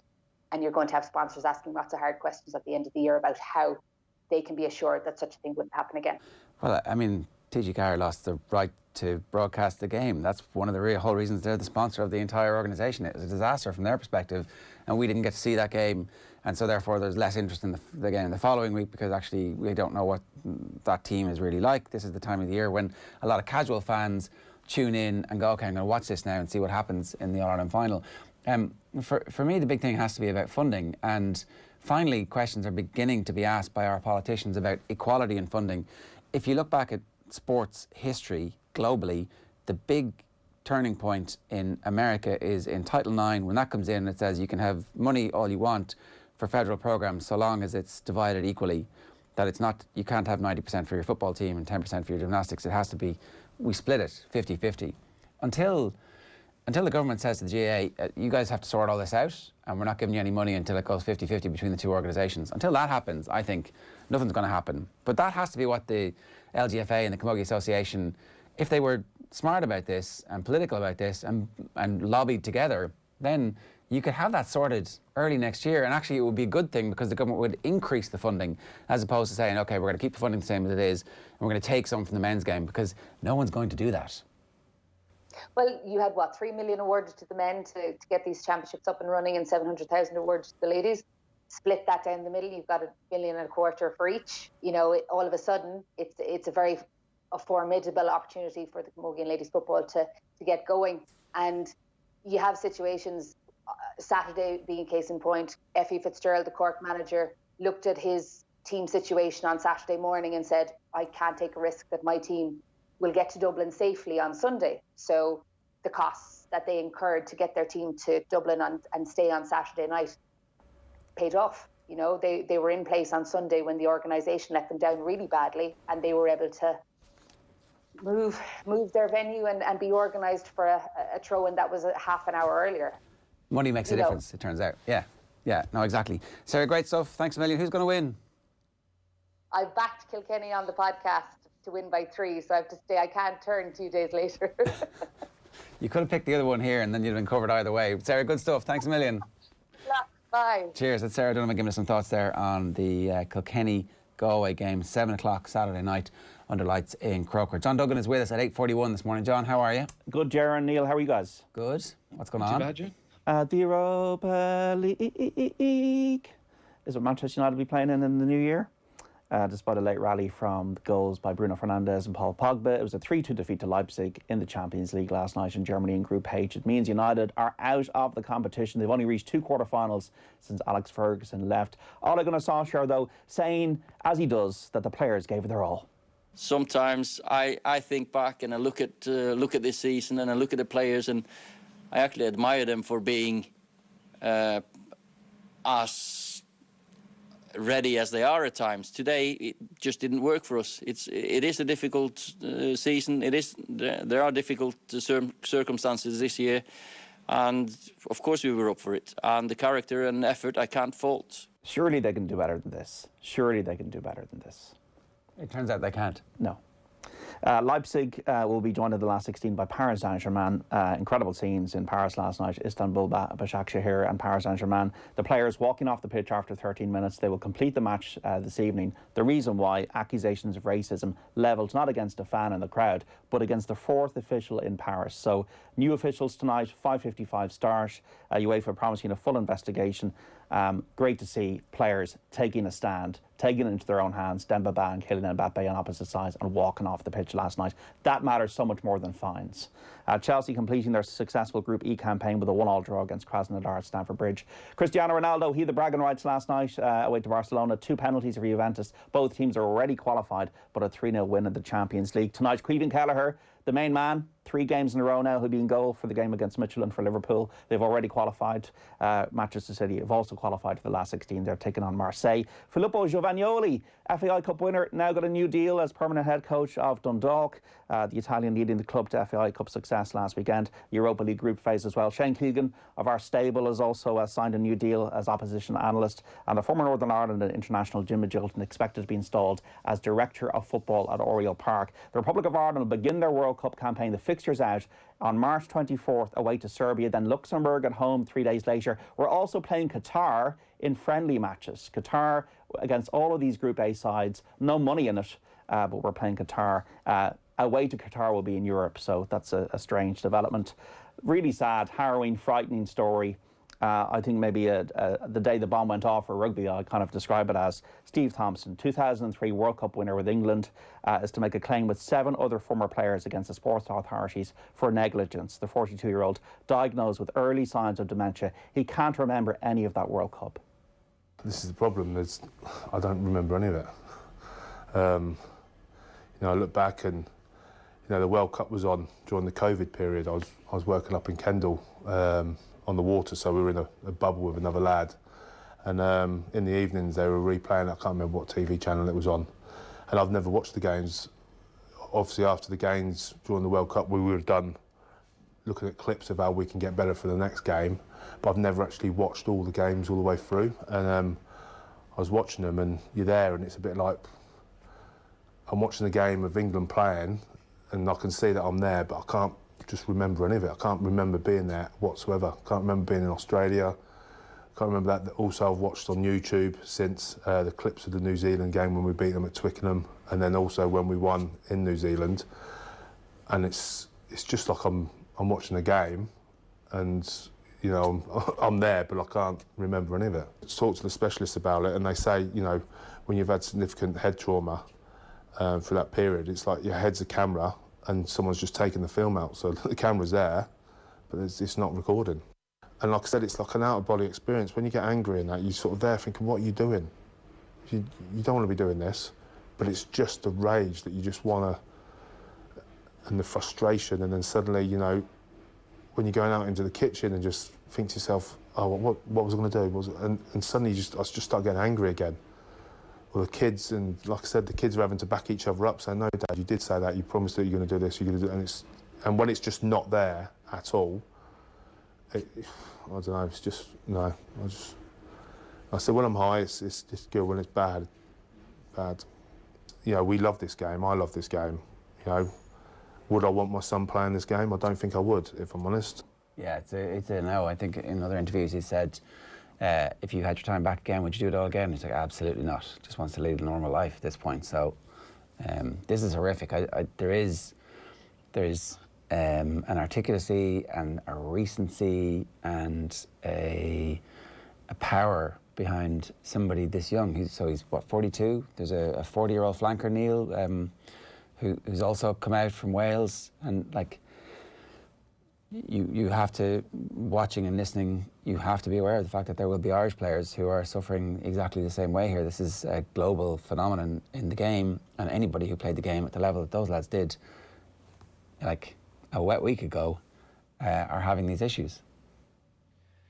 Yeah, and like we're talking about players as well who would have been playing from the early and mid 2000s as well. So like when you consider how much more physical the game has got even in the last 5 to 10 years, it's kind of alarming as well. Like you mentioned, there are bound to be Irish cases here as well. Like it was only back in earlier on in the summer it was reported Dave McSharry, ex of Connacht, was taking action against the RFU and his insurers as well after he had, I think it was four concussions in a 12-month period. So that is an Irish player who had to retire in his early 20s as well. It was only a few years ago when there was one particular rugby agent in the Irish Times warning that an avalanche of these cases were going to be coming as the years progressed.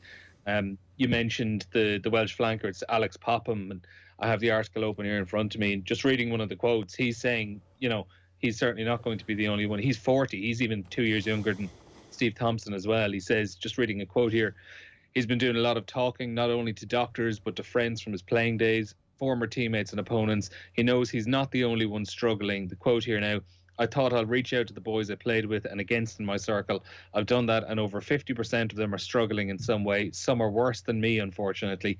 He thinks a lot of them could have been wrongly diagnosed. They've gone to their GPs and been told, you're depressed, here's antidepressants, now go away.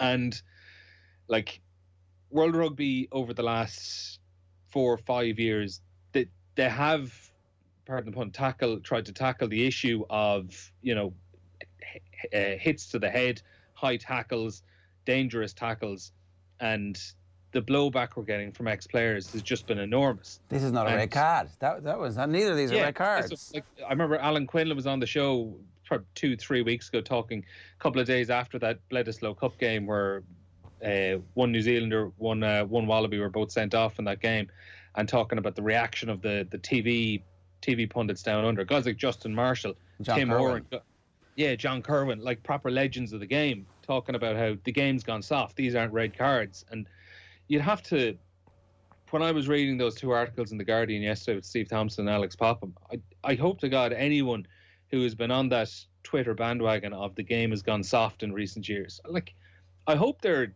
genuinely ashamed of the stuff they've been saying for the last while. When you look back and read that, where there's players 40 years of age and they've early onset dementia, and you're talking about how the game has gone soft, and it makes me think back, like, over the course of the last 3-4 weeks, how much have we spoken about, even in our own narrative, the way we talk about the game on the show, and we're talking about how the Irish players, they're not big enough, they're not physical enough, they're not bullying their way around the game, they're not aggressive enough in the game against England. And it makes me kind of think as well, are we part of the problem? Are we actually talking up the fact that, are we trying to inadvertently make the game even more physical than it already is? Is the game, though, when I started watching rugby as a young lad, watching the Five Nations in the 1980s, and it was an amateur game then, it was all about getting the ball to the winger. Simon Gagan, Keith Crossan, Trevor England, get it to the winger and let him run at the defence and evade the other players. The best try I ever saw was 1973 Barbarians New Zealand, where the Barbarians get the ball at the other end of the pitch and they pass it about 3,000 times and score. It's all about evasion, movement, speed, passing, and about avoiding your man. And rugby to me in the last, and I'm not the biggest rugby head, but rugby to me from the outside has come into a collision sport, a sport where you don't go around people, but you go into them. It's a direct collision sport. Surely it's facing an existential crisis. What parents will want to see their children play rugby? And also from a financial point of view, you saw with the NFL and the hundreds of millions of dollars they were on the hook for with claims. Is rugby not, and rugby is already in a financial mire with the way the game has been affected by COVID. Is it not going to be on the hook for a lot of money, litigation-wise, from people taking claims like Steve Thompson? It absolutely will. It is facing an existential threat on a number of different fronts. So what the future of rugby looks like is really up for grabs at the moment. John, is there any... you were at the Dublin press conference yesterday? Yeah, they arrived to the minute at 3 o'clock. Desi Farrell, Dean Rock. Their clips are on YouTube if people want to look at the interviews. So obviously the talking point has been about the dominance of the Dubs, and I asked Desi about that. You can't ignore, if you read the papers, if you watch TV, the Sunday game, Desi, the talk about Dublin's dominance. How do you feel about all that talk? To be honest, we don't engage in it, you know. That's for others to have opinion on, others to make decisions on. For us, it's about the next game and getting ourselves ready for that. And obviously, this next game is a very big one, so we won't be distracted by any of that talk. Like, I know you've been on the past quoted, Desi, as saying that it was naive, maybe, for people to focus on Fundy when it came to the Dubs. Would you still have that view? Again, it's at this time of the season, it's not something we concern ourselves with, you know. I know it's there's a lot of talk and public discussion on it. For us, it's about getting ourselves ready. It's about focusing on an All-Ireland final. What I will say is the attitude of these players has been remarkable over the last number of years. And that's something that money can't buy, you know. And it's the hard yards, it's the reps, it's the drills, it's the extra work that these players do, it's the attitude that they bring every day. And that's something that sticks out in my mind, having been working with this group in a short period of time. Nothing to do with resources on that basis. You're not expecting Desi to say anything else. Why would he? Why should he? He wasn't biting there. No. Cian O'Sullivan did bite a bit more when I spoke to him. He does. The players are wise to the discussion. Obviously, Cian O'Sullivan would be of the view that it is a degree of there's a cycle around it, like Kerry and Kilkenny. A lot of people are saying in the discussion sphere that Kerry and Kilkenny would have had teams that were just a golden generation, and these were the same players like Paulie O'Shea, Mikey Sheehy, Ogie Moran, Pat Spillane, and then they finished, and then Kerry finished. Whereas the worry, I think, with the Dubs is you have players coming in every single year, not the same players you would have had in 2011 when they broke through. I personally think it will end. Obviously, with the Dubs, there was a help given in the early 2000s. The help has been maybe more successful than people thought it would be, but that's a GA issue. It's not a Dublin player issue. Also, there's lots of other issues that could be complex. It's nearly 20% of the population of Ireland. You would have had Coola now winning All-Ireland club hurling titles. As Dave McWilliams wrote about, it is a lot of country people who love hurling coming to Dublin and having children, and those children pick up a hurl in Dublin. And obviously the infrastructure that has been on coaching, more so ahead of things like centres of excellence. I'm still expecting the competitive match against Mayo on Saturday week. I'd love to see Mayo win the All-Ireland. I'd love to see it happen. But I think this thing about a split, if Dublin was split, I wouldn't bother supporting Dublin anymore. I don't think that's true. I actually think that I wouldn't bother. I'm not interested in supporting Dunleary or Fingal. I'm not from Dunleary. But your local GAA club would have like 3 or 4 players playing for it, lads. You know, I think that we need to have an honest conversation with it, where, because everybody's like, oh, the split's off the agenda. It can't even, not even having a conversation about it. Why don't we actually tease it out and see what it would look like? Pick teams, and then, like, are you really saying you wouldn't support the team from your local club? The All-Ireland has become what it did 100 years ago. It's become a club championship then. You're talking about the club championship. Well, we're not, because like we're still saying that you'd have Kildare and Meath, you'd have a portion of South Dublin, another portion of Southwest Dublin, a portion of North Dublin and Northwest Dublin, and you split it in 4, and all of a sudden, like, I would expect my kids to support the team that has a bunch of Vincents and Na Fianna and Clontarf players on them, as opposed to like saying, well, you know, and like it would take a little while to get used to, but actually you'd have 4 fairly level teams who would hopefully be of a similar standard to Meath and Kildare. Now look, I think that's down the road. I think that you've got to fix the championship, and if you fix the championship and Dublin play Monaghan and Clones and Donegal and Ballybuffet and Mayo and Castlebar, and that's part of the Sam Maguire journey, then this argument probably fades for a couple of years. And so if I was involved with the Dublin County Board or politically, I would be absolutely leathering into championship restructures being the single most important. This is the crisis of our era. The championship is screwed, not Dublin. But if I was the rest of the GAA, I'd be like, 20% of the population, the funding that has gone in, that doesn't look like it's going to be sustainable in the long run. We need to split. That's what I would be saying if I was Kildare and Meath. Is there also the argument on the Dublin point of view that if they completely close the door to any new ideas and they sit there and just decide we're going to be as successful as possible over the next 20, 30, 40 years, that eventually the entire product of the All-Ireland Football Championship becomes so diluted and the interest just isn't there anymore, that they actually potentially lose out. That's why Mayo need to put up a performance this weekend, because if they don't, we've already reached that stage. John, you're making the case that you can see them being beaten at some point. Like, maybe Kerry can, maybe. But that's a generational Kerry team. Do we wait all season just for one competitive game? You know, that was we wait 10 years for Dublin to get beaten. That was the case. Well, Kerry in 1986 had won 7 out of 9. Kilkenny in 2015 had won 8 out of 10. I walked out of Croke Park in 2015 when Kilkenny had won, going, oh, not again. But I knew my heart of hearts that this would change eventually. Because Shefflin was ageing. Yeah, but I would... They don't have the raw materials. But I would think that, I would agree with the structure. I think provincial championships are, you know, well, they're a relic. They should be played in the spring, and if Sligo win Connacht, it's great, and they celebrate it, or Cavan win, or Tipperary win, and you do have a league championship, and you do go away from home. But Dublin have been, in the last 5 years, involved in extremely competitive All-Ireland finals.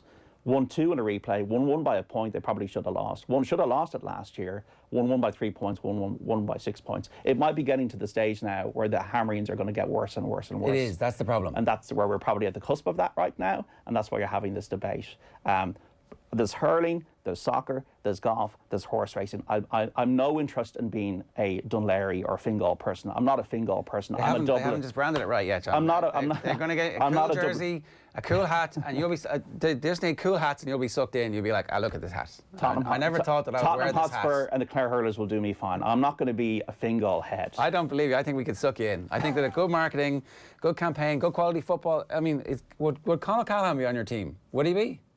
Well, he's from the local area. Yeah, come on. You're telling me if Conor Callahan, greatest footballer of all time, potentially, according to Martin McHugh. Wasn't even in the All-Stars from Tommy Rooney. Well, look, he's got an agenda, according to the lads on Twitter. You telling me you wouldn't support a team with Conor Callahan in it? I can't believe that. He's unbelievable. With the Poobeck Towers, with all those, like Dublin Airport, with all these great places. That's the north side. Doddyman Strand, with all these great places. I'm not giving them not yours up. Anymore. I'm not giving them Can't up. have them. Also, by the way, this East German description of financial doping just disgusts me. Like, to in any way try to accuse these players of not earning the All-Irelands they've earned with utter integrity. It's not their problem, the way the system's been created and designed for them. All right, look, we've started a debate here. We'll continue it some other time. After Dublin romp to victory, what's everybody predicting? Like, I actually think it could be. I mean, I'm hoping, really hoping that Mayo 5 points. do something. 5 points, right? Neil, have you got a read? I'm thinking 5 to 10. Right. I'm not expecting a classic, I'll be honest. Bang on 9 o'clock. I am. I'm holding out hope that this is the first time that all those Mayo lads have been fully fit in a long time, that Killian hasn't been worried about his shoulder or worried about his knee, that Diarmuid O'Connor's been fully fit too. So, and that Aidan O'Shea knows exactly what his role is because he's been designated. They're using him properly. So I have a hope. OTB AM live in association with Gillette. Good morning. Start with Gillette, giving you the confidence to tackle the day ahead. Now, time for us to turn our attention back to rugby. Neil's done a tight 5 for us. Neil, take it away. Right, so Heineken Champions Cup back this weekend. 2 games on off the ball this Sunday, actually, before we get into it. We're going to have, first of those, Nathan Murphy and James Downey will be live for Racing 92 against Connacht, 3:15 Irish time on Sunday. And then I'll be down in Thomond Park with Keith Wood for Munster against Harlequins. Opening round of the competition, it's going to be really, really interesting just to see how the new format affects the approach of teams, because so much of this is going to be outside of teams' hands. We've got two pools of 12 teams. Only the top 4 from each are going to be going through to the quarterfinals of the competition. So if you're talking, you're each side playing 4 matches, an enormous amount is going to be outside of teams' hands. You could realistically win 3 or 4 games, and just by virtue of the fact that you miss out on a couple of winning bonus points, or maybe you didn't pick up a losing bonus point in that one game you lost, you could potentially be playing Challenge Cup rugby in the quarterfinals as opposed to Champions Cup rugby for the quarterfinals. So I am starting to wonder, and I put it to a couple of coaches last week when we were doing our kind of pre-tournament interviews, and some of them they were kind of half agreeing with the idea that I think we could be seeing a lot more attacking rugby. I think we could be seeing a lot more teams turning down the easy 3 points in favour of maybe going for a scrum 10 metres from the line or putting it down into the corner to go for a try, because bonus points are going to be absolutely massive. I think once teams get that little element of a foot on the throat, they're going to absolutely go for it and try ram home the advantage and put up as many points as possible. It might end up that we're in a situation where we actually see less competitive games, because there could be a couple of hammerings once teams actually get into the driving seat that they really, really go for it. It's really difficult to call what way it's going to go. I'm actually just curious to see how it will develop. Okay, I mean, it'd be great if the game actually responded to the allegations that it's become boring, particularly over the England team and their use of the glittering array of talent that they have, and actually the club game became something that we could watch with excitement. The caveat to that though is, if you want teams to be attacking more, you are completely opening yourself to a lot more hammerings. Yeah, okay. So that's talking about the importance of a fast start. You could end up in the wrong competition accidentally by virtue of you not actually getting off to a fast start. And also, if you do get off to a fast start, it might kill the ambition of some of the other teams, so you could be giving yourself an easy enough route to quarterfinals.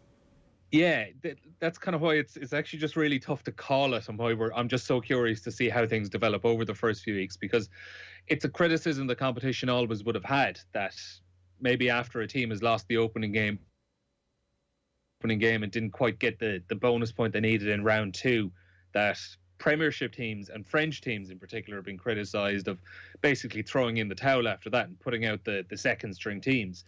Now, because we're playing even fewer games this time round, that's going to really hammer home the importance of actually getting a win in the opening game. I'm just going to take Munster as an example.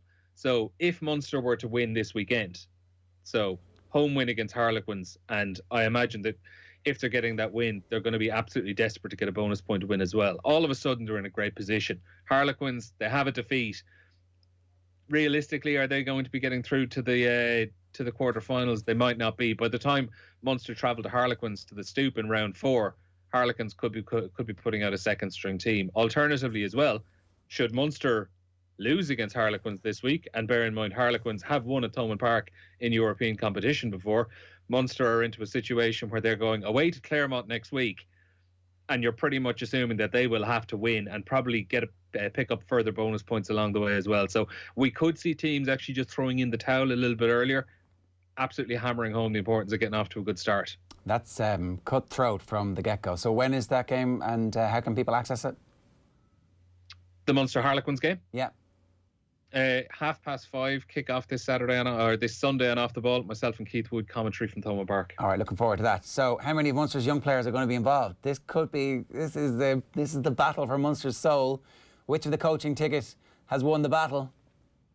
Yeah, I'm really curious to see this. Like, probably, I think we've seen a load of these young players over the last few weeks, and to be honest, they've played brilliantly. We're probably only going to see some of them. I would say Craig Casey, Ben Healy involved, possibly off the bench. If we're looking through the team, probably James Cronin, one of Reece Marshall or Kevin O'Byrne, John Ryan, Stephen Archer, Tyke Byrne, John Klein in the second row, possibly Finian Wycherley in the second row or in the back row. A bit versatile in that area. Shane Daly, I imagine, is probably going to come in as well. They don't seem to have too many injuries out of the ordinary. All the guys coming back from Irish duty seem to be doing all right. But I just wanted to talk about the young players at Munster this season, because they've been in this period where they did lose a lot of players to Irish duty over the last 4, 5, 6 weeks, and it seems like they've won every game. They're 7 out of 7 in the Pro 14. We were kind of talking about the production line only a couple of months ago when they lost against Leinster. It does feel like a very promising time to be a Munster fan at the moment, because they have a rake of young players coming through who are either towards the tail end stages of academy or in the early stages of their professional careers, like Finian Wycherley, his younger brother Josh, as we've already mentioned, heaps this season. Craig Casey and Ben Healy have looked fantastic. There are a host of back row players coming through: Jack O'Sullivan, Gavin Coombs, John Hodnett, Thomas Ahern in the second row is an absolutely enormous beanpole of a player. There are a lot of guys that are coming through there, and I would say if in 5-6 years Munster have picked up silverware and Munster are back eating at that top table again, I think we would be looking back on this period, this kind of start to the 2020-21 season, as being the proper formative period for this group of players. They might not go on and do it, but if they do, I think this will be, this little block of games, this opening kind of quarter of the season, will be the time that they will have formed together as a team. When do we get to see Ben Healy start?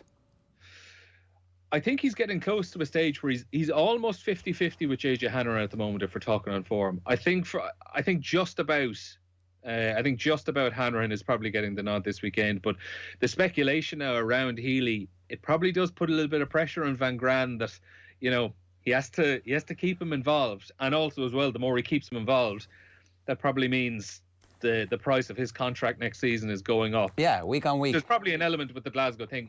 There's probably a bit of agent kite flying going on here.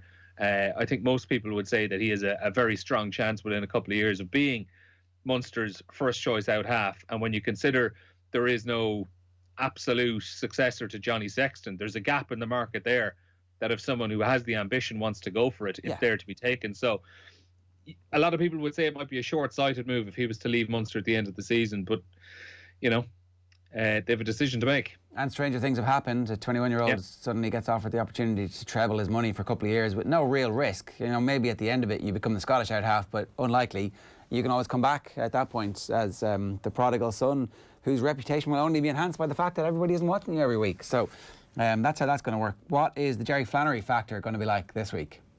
Curious to see that. Obviously just knows Munster so well, knows a lot of those players, and you would imagine knows a lot of the systems that they would have used, knows the strengths and weaknesses of a lot of those players as well. Probably disappointing from his part that, it's going to be an empty Thomond Park, and you would imagine he would have been getting quite a nice reception a la Ron Nogara, Simon Ziva, Donnacha Ryan over the last few years when they've been back at Thomond Park. Very disappointed that that's not going to happen, but he's someone who would have been highly regarded at Munster. Obviously took a year out and took his time. You knew that there were going to be suitors for him when he left Munster, and has probably picked his job, I would imagine, because I imagine there were options there for him. And there's a lot to like about Harlequins, lots to like about the way they play, and I'm just going to be curious to see how that set piece functions. And leading into the last little point in this type 5 as well, specifically, I'm curious how the Leinster set piece functions, more so because they just have a bulk of Irish players involved there, and we would have seen over the course of the last month or two the struggles the Irish set piece had, particularly the line-out. The scrum had issues, but probably not to the extent the line-out definitely had them. And there are just so many of those similar players there. I'm eager to see how it gets on against Montpellier. to get a read of, are we talking a player's issue? Like, I mean, if Ronan Keller is throwing the ball absolutely fantastic over the next while, you're starting to ask questions about what's happening in Irish camp and what are the rest of the players doing there and the calls and the way they are kind of being coached together. So if the Leinster lineout is an absolute mess over the next few weeks, it probably answers a lot of questions. If the Leinster lineout is fantastic over the next few weeks, it probably raises even more. All right, that's this week's Type 5. Good stuff, Neil. OTB AM live in association with Gillette. Good morning. Start with Gillette, giving you the confidence to tackle the day ahead. What is it? Nearly 10 minutes past 9. Still plenty to come on the show this morning here on OTB AM. We'd love to hear from you. 087 918 180 is our WhatsApp number, and that's the number you need to use to enter our competition. I'm going to give you one final opportunity to enter it. It's with thanks to Vodafone and the team of us. It's a signed ball, a signed copy of Rob Kearney's book, No Hiding, and an Irish rugby jersey. To get your name in the hat, just tell us who our mystery voice is. There's some deluded notion that they're actually better than they are. Like, I'm not just being harsh, it's just deluded. We'll reveal the winner before you leave at 10 o'clock. If you don't win, tune in again tomorrow for more chances to win. Text 0879 180 180 with his name and your name. And it's all thanks to Vodafone, main sponsor of the Irish rugby team. Here's what we got on OTB Sports Radio for you today. At noon, it's episode 4 of the brilliant new Bernard Brogan podcast. Jack McCaffrey is the guest this week. It is an exclusive first listen for you on OTB Sports Radio. You can get that on the OTB Sports app. At 1 o'clock, it's OTB Gold with Emmanuel Petit. It's our Legends interview with Lee Dixon. At 3 o'clock, our retro panel, keeping a level head amidst football money madness with Juliet Murphy, Pat Culhan, Mary O'Connor and Mickey Whelan. And OTB Gold at 6 o'clock today is Ray Boom Boom Mancini. We're back after these with Jessie and Thomas Barr. OTB AM. This is OTB Sports Radio. Looking for a football show with a bit of a twist? Ferguson has a knack for seeing maverick and, kind of creative genius and sort of letting it flow. Team 33, the football magazine show for the football purists. The very best interviews with the cult heroes of the past and a look at the cultural side of football. Team 33, live at 9 p.m. every Friday on OTB Sports Radio. Live 24/7 on the OTB Sports app. OTB. Paul Barrett sending off, was that a turning point for you, Tommy? Would you believe? I didn't know he was sent off until I see there's a few WhatsApps coming in. The fashion icons, all the lads in Muckley and Galway and O'Loughlin's, they were talking about, I didn't know what they were talking about, the class of 95, my own Tullaroan teammates and one or two Ballycallan lads there as well.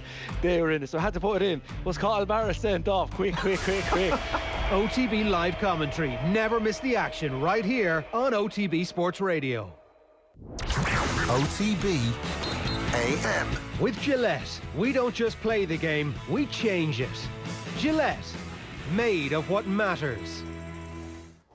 Now, over the last few months, many of us have turned to running, so we want to tell you a little bit about this. Irish Life Health have developed Runuary in conjunction with Athletics Ireland to support runners to continue their running routine and to have a positive and healthy start to 2021. Starting on January the 1st, it encourages runners from beginners to the more experienced to commit to challenging but realistic running programmes.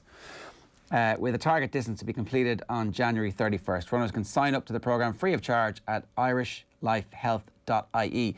They will be supported to keep them moving through their miles by an expert team, including sports performance psychologist Jessie Barr. And I'm delighted to say that Jessie and her brother Thomas both join us this morning. Jessie, I might start with you. January is a pretty crappy month for all of us, so getting out there and getting active is actually a good idea on a multitude of levels.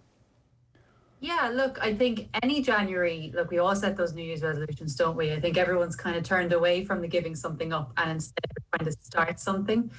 And let's be honest, I think after the year that we've had, is anyone really that excited about the idea of that new year, new me message coming flying at us in the new year?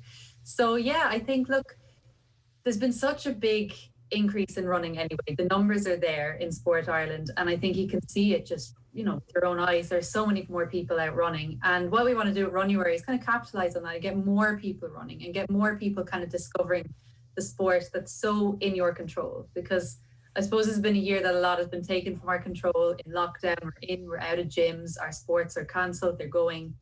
And something that's kind of been a constant from a lot of people has been running, because no one is coming into our houses and taking our runners. So it's something we can still do. So with Runuary, we're kind of taking the thinking out of it for you, where there's a team of us, including myself. There's Athletics Ireland coaches, nutritionists, physios. We're going to put together a really holistic program and give it to you. And then all you have to do is go and run, and there's different distances depending what level you are, what your capabilities are, what your needs and kind of challenges are.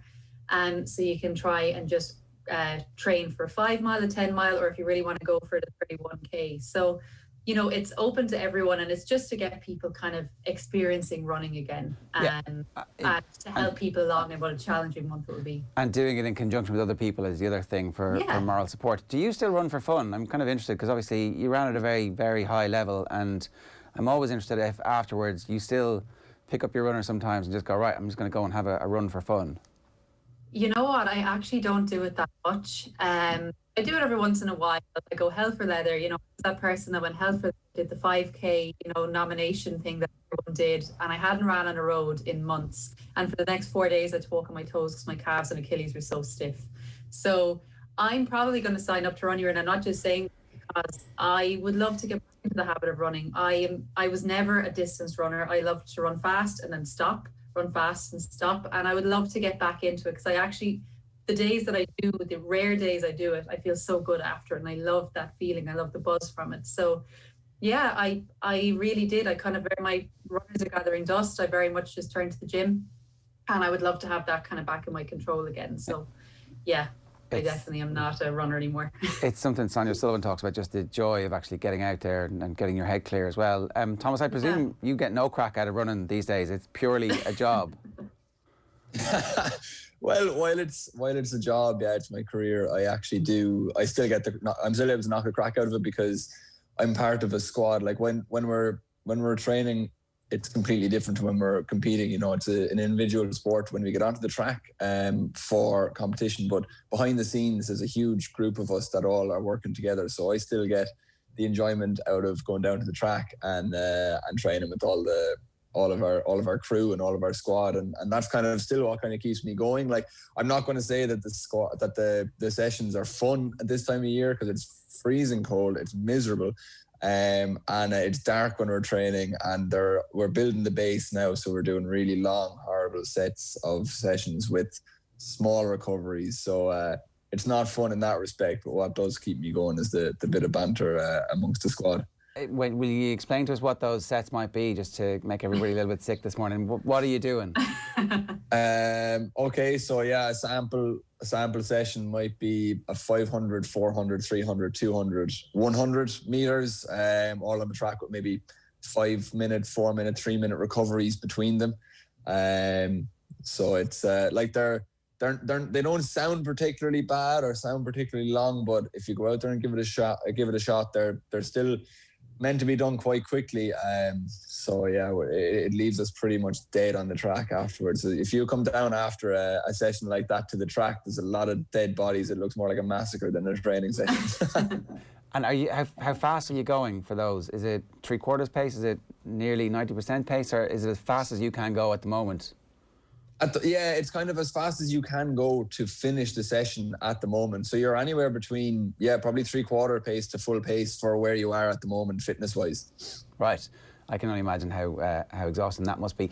And this is obviously the time of the year where we're supposed to be looking back on how Tokyo went for you in the Olympics, and I presume you've been visualising all that. How did you get on in the Olympics this year, Tom?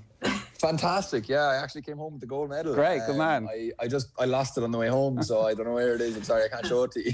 And what has that whole kind of weirdness been like for you then? Like, because the whole point of marking that X of when that date is going to be is something I imagine has been part of your planning for such a long period of time, and then for it to be completely disrupted.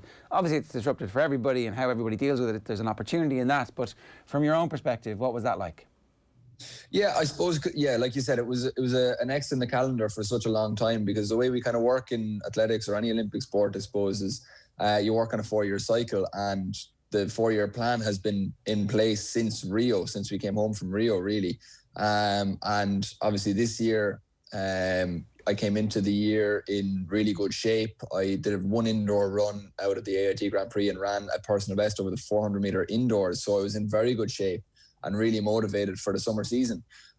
which then just never happened. But while I was frustrated and disappointed that it didn't happen as well, at the same time, I took a great deal of comfort, if you like, from the fact that everybody was in the same boat. It wasn't just me. Like, when you're injured, it's a completely different kettle of fish, because you're the only one or you and anyone else that's injured are the only ones that are missing out on the season. You're not out there competing and racing, doing what you should be and reaping the rewards from all the hard work through the winter. But this year, because everyone was in the same boat, there was something much, much bigger on our hands in the form of a global coronavirus that shut down the entire world. So I didn't really feel sorry for myself. I tried to I just let it slide as best I could, and took the positives of it from, okay, well, we have another year now to prepare for an Olympics. It's not going ahead. We didn't have really a summer of racing. But I ended up taking a couple of weeks off in the middle of the summer, which I haven't been able to do for about 10 years, because every summer has been taken up with sport and with athletics and competitions. So in that respect, it was a positive. I was able to enjoy the summer a little bit as best I could, even with all the restrictions, and then came back training early in August or so, and got the jump on this year. So getting ready to go nice and early for Tokyo 2020.2. Oh, Neil, you're on mute there, I think, are you? Can you hear me? We can. No, you were grand. We were hearing you, Neil. We can hear you now, Neil. Okay, perfect. So, Thomas, I just wanted to ask, obviously everyone had been targeting, summer 2020. That's the goal for 4 years, essentially, and that's what you're working towards. But I imagine just the day-to-day stuff of being an athlete with simple injuries, things like that, and setbacks, there probably have been quite a few athletes around the world for whom the postponement has bought them a bit of time. It's helped them out. It's given them a chance to work out of maybe poor form or niggling injuries. From your own point of view, when you look back at it, are you thinking, okay, I've bought myself another year here? Were you actually fully ready to peak in the summer just gone? I was, yeah. No, I was in really, really good shape to go out and compete. And I was only getting into better shape. We were due to go away on a warm weather training camp in early to mid-March. And that's when I kind of really turned the corner from winter training into summer. And I get a huge amount from that training camp usually. Now, that's not to say that I wouldn't have picked up a niggling injury along the way, but I was in really good shape. I was prepped and ready to go, and I was very, very motivated for the summer season. So it was a bit of a shame, but I am just trying to take the positives from it, in that we now have another year to prepare. And what it's also done for me is, like, I'm kind of getting towards a time in my career where, right, I'm 28 now. Do I want to keep going for another 4-year cycle? But the fact of the matter is, now it's only a three-year cycle for the next Olympics, which is a much easier and more achievable target in my head, rather than 4 years to try and put aside. So it's kind of made the next block as such that little bit shorter and more accessible for me. Jessie, people are obviously very familiar with your career as a runner, but your afterlife is as a sports performance psychologist with the Institute of Sport. It sounds like you've been doing loads of work with Tom there. He's very positive in his mindset and taking all the setbacks. What has your work been like with the athletes? I mean, obviously it's a broad range of people, some of whom will feel sorry for themselves, some of whom will actually be thinking, this is an extra year for me to mature. What has there been consistency amongst, without giving anything away, and how the athletes have been responding to this? Yeah, it's been really mixed, and I suppose it depends on each individual situation. Look, I will say that I've never worked with Thomas. He's saying all the right things here, but I've never worked with him. He's obviously been listening to me. But yeah, I think in terms of each athlete like that, it depends on what their circumstances were. For example, some people were seeing Tokyo as, the kind of the last hurrah, and then they were looking to their own afterlife, their kind of normal life post sport. So they're trying to extend a career that they didn't see kind of going any further than 2020. And, obviously it's a lot of work, there's a lot of commitment, there's a lot of time, there's a lot of energy given to a whole nother year of training. Whereas on the flip side of that, there was some who were kind of probably not quite there for Tokyo 2020, but an extra year of training really benefited. And there's some of those people, we're probably going to see a few people come out of the woodwork that we wouldn't have seen till Paris, who probably age-wise now in 2021 would be perfect. So I think a few people were really motivated by this extra this is my opportunity to grab it, and some people really have, and some people, I'm not saying that other people are not grabbing it, but they're kind of going, oh my gosh, I was in a good position for Tokyo 2020, do I have it in me? And yeah, I suppose that challenge really happened initially around the time when there was the uncertainty around the postponement. Will it go ahead? Won't it? There was a lot of stress. You know, people don't cope well with uncertainty at the best of times. And when there's such a huge uncertainty around what their whole year and potentially future career is going to look like based on this decision, there's an awful lot of stress. And then, you know, and then I suppose once that stress died down, it was kind of challenges to the athlete's motivation when it realized, okay, it is being postponed, we have another year and I have no huge targets this year. So yeah, it's been a really strange year, and for me, work has been really busy, and I think a lot of people have turned to sports psychology and are really seeing the value of it this year when so much of the physical stuff has kind of been taken away or stripped back a bit, and people are seeing that there's value in what I do as well, and they can see this is something that's important. So you know, I've been busier, much busier than I expected, you know, in kind of waves, especially throughout the year. And how much support do the athletes generally have? I mean, how much access do all of the athletes who are carded or who are working with the Sport Ireland or, you know, their individual governing bodies have to a source like yourself? Is it mandated how much each of the individual sports get access to you and your colleagues? Well, if an athlete's on carding, they have full access. Obviously, you know, it depends. I used to only be in the institute 2 days a week, so I'm still based in Waterford. So if I, you know, it obviously had to work around my timetable. Whereas now that limitation's been taken because this is what my consultations have looked like since March. So it's probably helped in that, you know, we were always with some athletes who maybe only could get to the institute once a day and it didn't fit in with my week that week. You know, there could be a couple of weeks where they had to wait, whereas now they didn't have to wait to see me. I was at the other end of the screen. And yeah, if any athletes who are carded want to see sports psychologists, the option is there. Myself and Kate Kirby are there on site to see them or behind the screen now. So, and I think, you know, I haven't seen a huge increase in the amount of work I've done with the athletes I worked with, but I have seen an increase in some new athletes coming to me. So I've actually been working with some athletes that I've never actually met in person yet this year, and developed a really good relationship. So, you know, for some people, they're probably getting the benefit of another addition to their support team that they might not have had if this year hadn't happened. So yeah, I think it's been really, really positive. Thomas, we can see in the background there, you've got, you're in the gym. Is this a power move just to show everybody? I'm kind of surprised you haven't added an extra few weights to it just there for us, purely for show. Do you know what? I would have put on a few more weights, although they're all on the ground, spread out across the floor. So it was going to be more awkward to try and tidy them up. What's it been like from your perspective? It's a very technical event. Like, how do you make sure that you're not losing any of your technique while at the same time not getting too into the work, given that it's going to be so far away before you actually get back? So how did you get that balance right? And what was your access to coaching and all that kind of stuff like over the last period?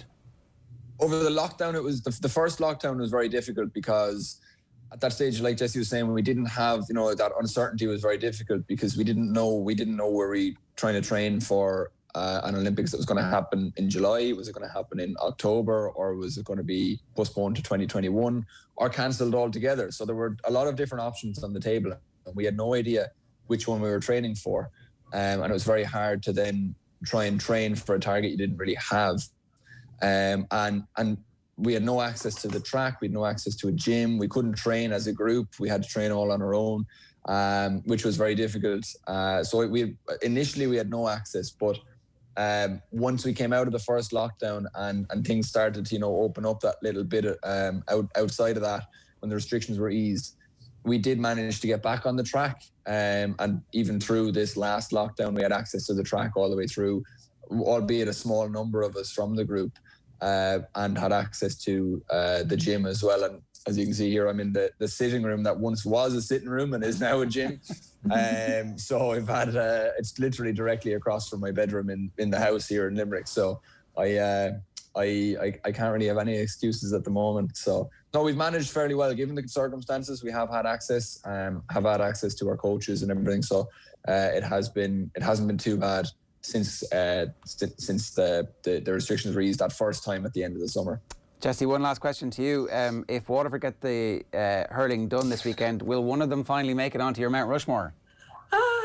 I was dreading this question. I know that Ken is on after us here. So, look, Thomas may have to get the boot. I kind of had to go into hiding for a little while. I got a lot of unhappy people contacting me on Twitter after that show. So, you know what? I may have to take my answer back out because I know Oisín was gutted. And I think if they win this weekend, they've kind of, someone, whether it's Ken or someone else that's currently on the team, has earned their place. So, sorry, Thomas. I realise that a million ties aren't enough anymore for the weekend that's in it. We'll allow it. And that can be your inspiration to find that gold medal that you lost on the way home. Listen, thanks to both of you for being with us this morning. It's been really great. Thanks a million. Thanks guys. That's Jessie Barr and Thomas Barr there talking to us ahead of Runuary. It's kicking off with Irish Life Health and Athletics Ireland on January the 1st, encouraging runners from the beginners to the most experienced to commit to challenging but realistic running programmes with a target distance to be completed on January 31st. Runners can sign up to the programme free of charge at irishlifehealth.ie. Now, time to announce our competition winner this morning. With thanks to Vodafone, main sponsor of the Irish Rugby team. We're giving you the chance to win a selection of great gifts up for grabs this morning.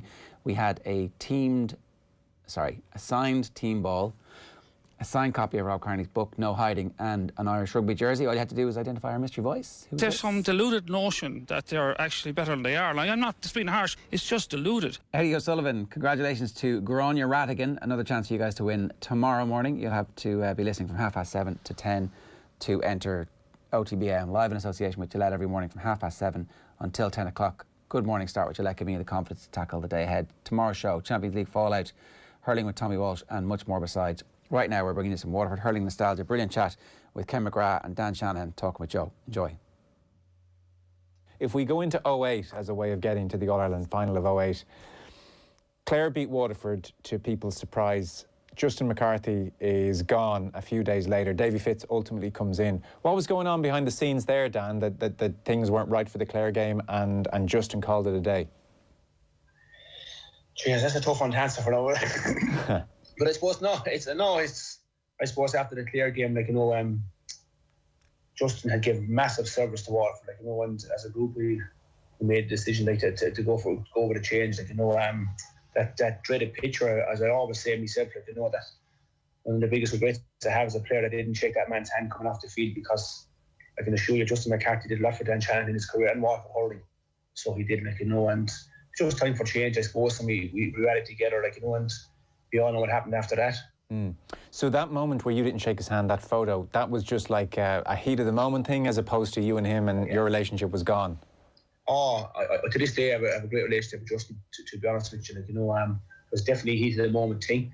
I was being taken off. I wasn't fully fit. I was mad with myself more than mad with the management, to be honest with you. We were being well beaten. And that's just one of the days that's one regret I have in sport, is one or two I have, is I didn't shake that great man's hand, because what he done for Waterford Hurling, and his predecessor too, Gerald, who laid the foundation, but Justin really took myself and Ken a long ways with other lads in Waterford Hurling. What he's done for us off the field, what we won on the field with him, I'll never forget, to be honest with you. Ken, what's your recollection? Was it a case of players pushing him, or Justin jumping, or a bit of both? Were things not right at that stage? No, I don't think things were right. And as Dan said, look, the man done so much for me as well, and all the boys, in all fairness. I don't think without Justin we would have won the Munster titles, and having probably the success, or the whatever success we had for the 6 or 7 years. What he done for Waterford Hurling, as Dan said, with Gerald, the two lads from Park were absolutely brilliant for us. And I said that so many times, aside my father, he was the biggest influence on my career.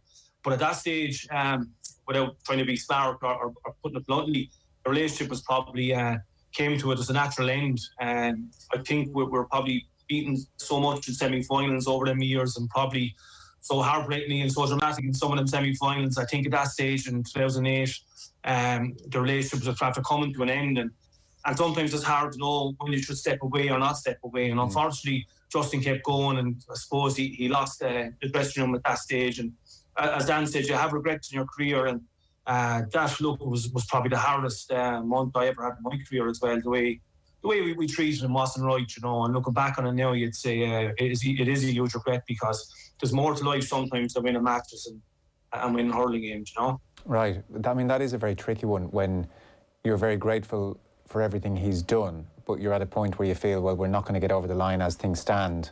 Your careers are short, Ken, I suppose. So he obviously felt, look, we have to make it known to County Board or whoever we need to let them know that, you know, we're not happy to continue. That is tricky. I can see the regret. I can see why he acted that way at the time as well. Yeah, it is a tricky one. It's hard to explain yourself at times. You kind of go, right, we have great respect for the man, which we had, and yet you're probably, in essence, nearly stabbing him in the back, if you know where I'm coming from. But we felt at the time we had something still left to offer. We felt the time was slipping away. We had to kind of act now that we wanted to win All Ireland, and we made that decision. In all fairness, we stuck to it we done it as a team. We stuck to it. After a couple of meetings we had, we stuck to it. We never kind of went behind the scenes on what happened at that meeting, really, you know. And but look, it's when a relationship comes to an end, who's the right person or who's the right part of a relationship to make that decision? And unfortunately, that time we made the decision, you know. And I felt, I said it before, and I say it again now, I felt the County Board should have made that decision for us, probably in 2007, and saying, Justin, look, that was unbelievable, 5-6 years. We think, look, it's probably time to move on and go maybe a different direction. And we wouldn't have him, I suppose, the hassle. And look, the upheaval that man had, not us. Like what we done to him, obviously would have hurt him. To be honest about it, is your players are saying that you want a change, and that's unbelievably tough, you know. Yeah, I can imagine. Terrible. Dan, you probably feel almost dirty having the meetings behind his back. Yeah, definitely. I never forget the meetings we had in Tramore. I think Majestic was at the time, and you know, we did make that decision as a team that it was time to move on. Like, you know, I still have utmost respect for Justin McCarthy. I always will. To be honest with you, like, you know, he gave me an opportunity in 04. Didn't work out for 2 years under Justin. I persisted with it. Came in 04 with Jerry Fitz, came in and never looked back. Like, you know, these things happen in sport. I suppose some people are saying player power, this is player power. It was never player power, like, you know, and we were never like that as a team.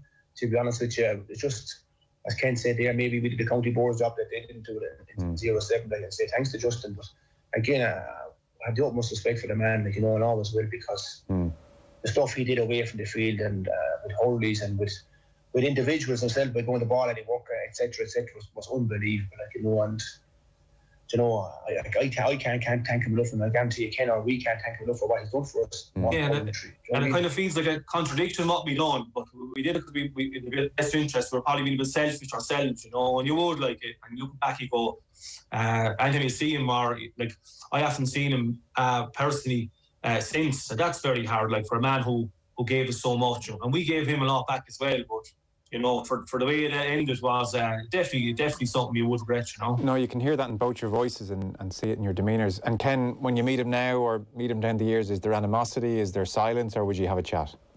I never met him, to be honest. Oh, you haven't seen him since, right? Sorry, I thought you said you had seen him. No, I haven't, and that's the sad thing, you know. And I've often spoke to Tony. Obviously, I'm great friends with Tony Brown. I work with my own brother Owen. We'd often talk with Justin, often talk about how it ended, and we love to at some stage meet him. And you know, sometimes I've said it before, I said in the book that when things go a certain distance and you're going to go, how do I make that approach again, you know, to probably putting the hand out there and saying, look, can we have a chat or whatever. And I suppose then life gets in the way and you get on with things again. But no, I've seen something put up actually on a Club Dacia for the Waterford team on Sunday. When you hear him talking and you see the passion he still has for Waterford, you would just feel a bit sad without trying to be over dramatic. Totally. You would just feel a bit sad, you know. Yeah, I've met Justin and I was very, very nervous of meeting the man after the way things ended, like, you know. And but I can assure you, we shook hands. We had a great chat there about the hurling, etc., like, you know. And there was no hard feelings. That just goes to show the respect that we have for each other as well. Like, you know, I was delighted to meet the man because I wouldn't have met him, and to get that monkey off my back, if I'm being honest with you, to meet him and say hello to him and give him just so relief, because for myself personally, because of that photo, etc., and this and that, and just to meet the man for the relief, the pressure off me was unbelievable. I can assure you that. That's to meet him, right, and shake hands and have a chat with him. We're on the same boat, aren't we? We're on the same boat. 100%, yeah. Right. But you know what, Ken? Ireland's a small place. Someone will send this to him. Nothing sure. Yeah, no. Men are terrible. Would you not have picked up the phone sometime in the last 12 years, no? Oh, yeah, there's not. That's probably harder to do, to be honest with you. That's not the right way to do it either, over the phone, is it? You know, so. You know, but I know it's definitely, it's not probably the best. It don't hold us in the best of light, to be honest with you, not making that approach to him, you know. And at times you kind of go, right, like I often spoke to my wife Dawn about it as well, and you kind of go, what do you do, or should I make the approach or not? And it's never done it, you know, and it's probably, it might be a thing I'm great at doing, making approaches like that, but when you see him speaking, and he saw it actually yesterday, and you kind of go, jeez, look, that's what you know, like, you would have massive respect for him, obviously, and what he done for even the current team, because the team we played on, a lot of young lads, you know, be young lads watching the team we played on, you know, and seeing the bit of success we had, so you'd be hoping that we helped do what's happening on Sunday as well, you know. Yeah. Well, look, sure, something you can probably do soon enough anyway, one way or another. 5 days later, I mean, the king is dead, long live the king. This is sport at its most ruthless. 5 days later, Dan, Davy Fitz announced as Waterford manager. Did you get a say in his selection? No, as far as I know, to be honest with you. I think it was, don't know the ins and outs and that, and just that within 5 days he had the job got. Again, brought in unbelievable professionalism when he came, like, you know, and Maurice Geary and Peter Queally came with him at the time, so two great men. But again, look, we didn't go out, we didn't mention any names to anyone about anyone getting in, anyone like that. Like, you know, they went away and did that, like, you know, and he came in and done a fairly good job. See, I mean, you regroup through the back door. Antrim, Offaly, Wexford in the quarter-final, Tip. You beat them by 2 points in the semi-final. Ken, what did Davy bring? I mean, the professionalism, the intensity, I can all imagine. You know, what was it that he brought to the party that maybe he had been looking for? I suppose even a bit of freshness. When things have, as I said early on, when you're getting to a stage of semi-finals, and I think that was our 5th semi-final in the OH, something probably different needed to happen, and it was kind of a whirlwind summer, Dan, I tell you. It was a mad few weeks, and he brought a bit of freshness. He brought a good bit of freshness to him. He brought, I suppose, he was young, he was hungry in his managerial career, and he brought good lads with him, as Maurice Geary, Peter Queally, great Waterford lads, and for some reason the whole thing just kind of clicked. Now, we got a decent enough run, and we got Antrim, we got Offaly, we got Wexford, and even if we weren't even going great, we would expect to win them games anyway.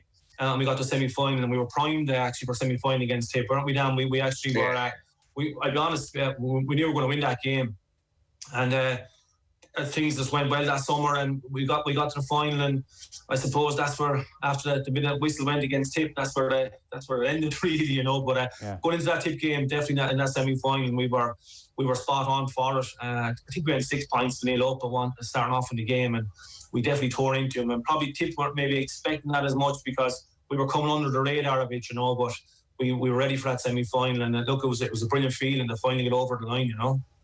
Dan, what was the build-up to the final like then? We're talking Kilkenny, peak of their powers. They're, you know, about to win 3 in a row. Obviously, you're hoping to stop them. There would have been great excitement. There would have been great hope.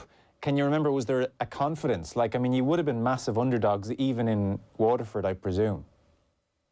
We would have been, to be honest with you, with that, the team we were playing in the final. But I think Davy, to his credit, really had his homework done. He had us settled down well. He didn't have he never sorted out for the Ireland final, if you know what I mean. The ticket situation, etc., etc. The players, everyone was set up properly for us, like, you know. So I just think it didn't happen on the day. Maybe Davy got things wrong. We got things wrong, definitely on the field ourselves. So we did. But again, we just made one of the best teams that ever played hurling. It really came out, and I suppose, you know, for us to beat Kilkenny at the time, we had to have 20 lads playing very well, like, you know, and on the day I think there was only a handful of lads really played well, like, you know, and, you know, it's one regret. We didn't go out and play off the cuff like we used to. I would love to have seen Justin McCarthy in an Ireland final, what way he would have prepared as well, like, you know, if you know what I'm saying, 0-7, if we got there against Kilkenny, what way Justin would have prepared, like, you know. But Davy had us well tuned in, to his credit, like, you know, and did we get that match or try get a few things wrong? Probably did, let's be honest about it. We probably did, but again, you know, it was a great day, it was a great occasion. We just didn't come out that day, like, you know. We made a massive team. that just absolutely hurt us from after 5 or 10 minutes. And when you say, Dan, you didn't play off the cuff, was that the plan going out? Like, were you trying to almost contain them, or what do you mean by not playing off the cuff? I suppose that, like, it was there certain individuals picked out to maybe get a card, if you know what I'm saying, yeah, that we'd upset Kilkenny that way, like, you know, and maybe instead of focusing on what we should have done and played hurling, like, you know, and you know, it's hard to really know to really get it right now. But again, this was the way Davies worked. Like, you know, he goes try and get inside Kilkenny's head, get inside Cody's head, maybe and get. But I think he'd only rattled Eddie Brennan. He got 2-something within a few minutes, you know. And Tommy Welch came out of the blocks, caught a ball over Seamus' head, etc. Like, you know, and you can't go out and add fuel to the fire with these fellas because they'll hurt you, like, you know, and they really hurt us. I felt sorry for the support of that game, and it's because Ken is probably more down the city side of it, down there, like, you know, when Kilkenny and Waterford and Seaside, where it's Cock and Waterford up where I come from, like, you know, and we just left the supporters down big time that day, like, you know, but we enjoyed the occasion, like, you know, it wasn't the result we were looking for, like, you know, but to play in an Ireland final was always every player's dream, to, like, you know, but not to play like that, like, you know, let's be honest about it. But look, that's sport for you, like, you know, you have your parker and get on with it, like, you know, but like, that's why I keep saying, like, it take these chances because they don't come around very often. Yeah, they sure don't. Ken, Dan's talking there about some mistakes, and look, everyone makes mistakes. It was Davies' first day on the scene. He has since proven himself, but of course everyone's going to make mistakes. Do you share that regret? Do you remember a focus on almost trying to rattle Kilkenny or upset Kilkenny, and maybe not enough of a focus on just going out and cutting loose the way, like, Jesus, your team could? Yeah, but I'll be honest, the team that played the 08 final to the team that, if we got to the final 07, there was miles apart. And I know that sounds a bit strange, Dan, I tell you. There was only a year in the difference, but the difference in that team alone, I suppose, it was something, it wasn't overly done that we're all trying to, like, do something to be Kenny players. There were certain positions where, I suppose he said, right, we'll have a crack off and have a rattle off them. And look, we've been in that situation. I've been in that situation with the club before, Mount Sinai, or experiencing playing in county finals, and you'd see stuff before a game or when the whistle goes, and you kind of go, you knew you had your feet, that team you were playing better, you know. And I think that's what happened that day. And I suppose at the 5 minutes, Kilkenny knew what was 2 or 3 minutes, they knew what was happening, they knew what they expect. They were so used to playing the finals. And look, it was a day we never turned up. When we all said that, as Dan said, probably a handful of players played well that day, and we needed 12, 13, 14, 15 of us playing up to a certain level to compete with them. But unfortunately, look, it was a non-event, a non-show from us, and it's easily the biggest regret of your career. And the problem was, and I suppose there's always a regret of mine, never getting back to that stage again to prove that you could have done it on that stage. Because I know for a fact that you'd feel yourself that you were good enough to do on that stage, and that's regret you'll always have. You see an Ireland final every year, and you see players play well in that game. You kind of go, I know I was good enough to do that, or why didn't I produce it, or why didn't I perform? And that's the thing to get around.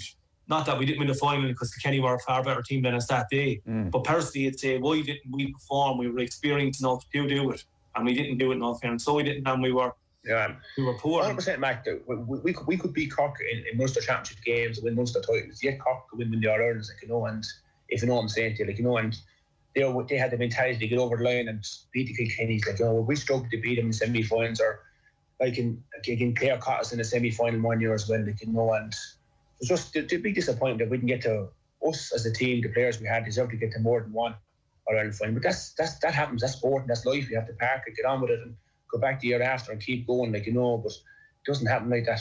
Yeah, but obviously that's why, like, and it was a great team. It was, don't get me wrong, we had brilliant matches. We played we lost 3 Irelands and was a point. We weren't getting out of the gate in semi-finals, so it was only one game we didn't show up for.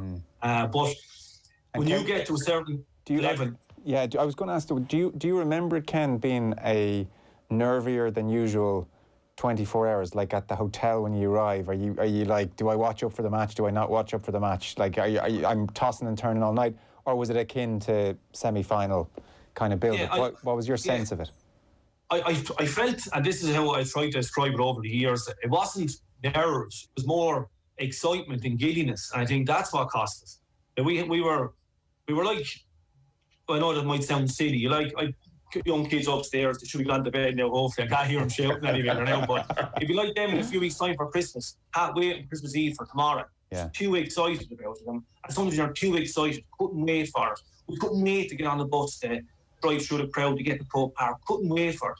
And then after 3 or 4 minutes, 5 minutes, when it came out wrong, I think we were so excited and so built up for it. We were so deflated then. It was hard to snap out of it. And that's how I felt. And I know people keep saying that's nonsense, but I was so excited. I was so couldn't wait for this for my whole career for it. So after maybe 10 minutes, you're kind of going, this is nearly gone. No, and that was hard, wasn't it, Dan, to really get your head around it. I walked around the parade that day, and I didn't feel any different to any game, as in, like, I thought we were going to win the game. And obviously, we didn't. We got hammered. Right. That's how I felt on the parade. I felt like that when the ball was thrown in but it was probably over-excitement, and you're leaving all your probably emotion, you're leaving your energy in your excitement before you play. Yes, the nervous energy and then the flatness that follows. How did you feel, Dan? Were you, pumped up and feeling good the morning, or nervous? Yeah, I think I went to mass that morning, I believe that. So I did. Obviously, prayers weren't answered, but no, that was not normal now, I don't think. But no, I would have felt this. What's kind of saying there? I would have been at the latter stage of my career, I suppose. Like, that I wouldn't be that nervous going into the game. Like, I just thought if I could win one ball, then think to myself, get on the ball. But I can hold my hand up high and say I marked the best holder, one of the best in the JJ Delaney, and old Hickey.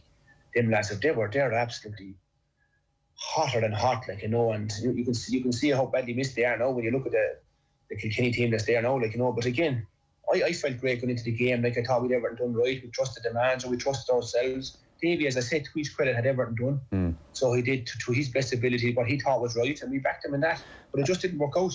We met probably the best team that will ever play hurling, let's be honest about it. Probably. I was reading John Milan a couple of years ago, was writing in the Irish Independent, and he was saying Davey picked out every player's favourite song and played it on the bus on the way into Croker. I don't know if you remember that. What was your choice, Dan? I can't remember that anyway. I did not remember that. So I said Venga Boys for Dan or something, was it? I don't remember that, to be honest. More of a Wolf Tones man, Mac. No, No, but I can't remember. I can't remember that either. Fair enough. Maybe our heads were gone more than we thought. Maybe they were. You're in a haze. So come here. Like, half time.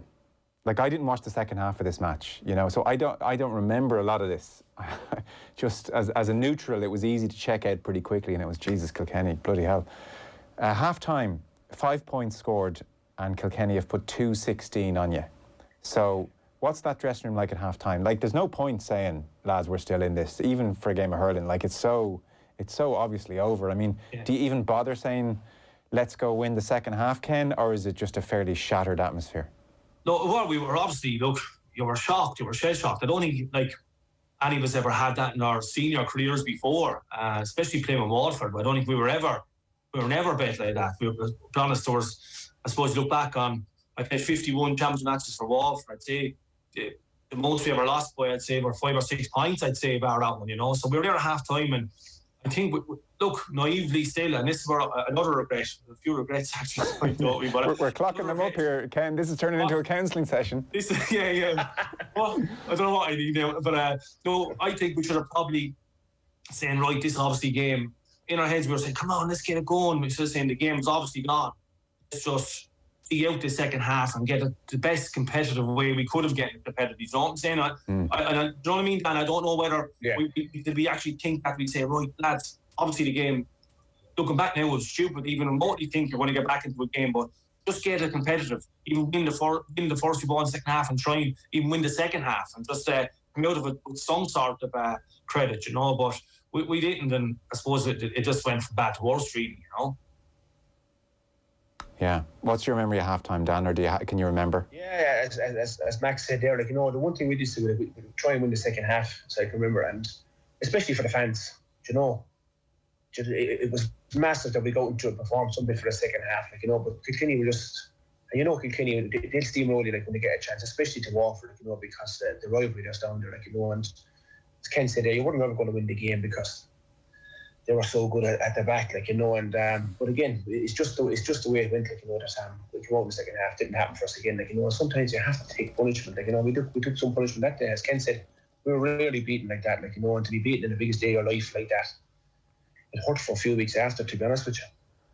I'm surprised only a few weeks. I mean, back to back home, do you even do some kind of, do you get a homecoming, Ken? I'd say you feel almost mortified to have people welcoming you back in, but probably a bit of a homecoming, was there? Yeah, that's what I'm saying. You'd be embarrassed. Like, the overriding feeling of the whole lot was you're embarrassed. You're embarrassed. Like, personally, I was embarrassed for, I think I was nearly finished my career nearly. I was really permanently embarrassed on that senior stage after that, because I questioned, why did I leave myself play like that? Why didn't I cope with it? Why didn't I do this? Why didn't that? So I think that's what the team was embarrassed.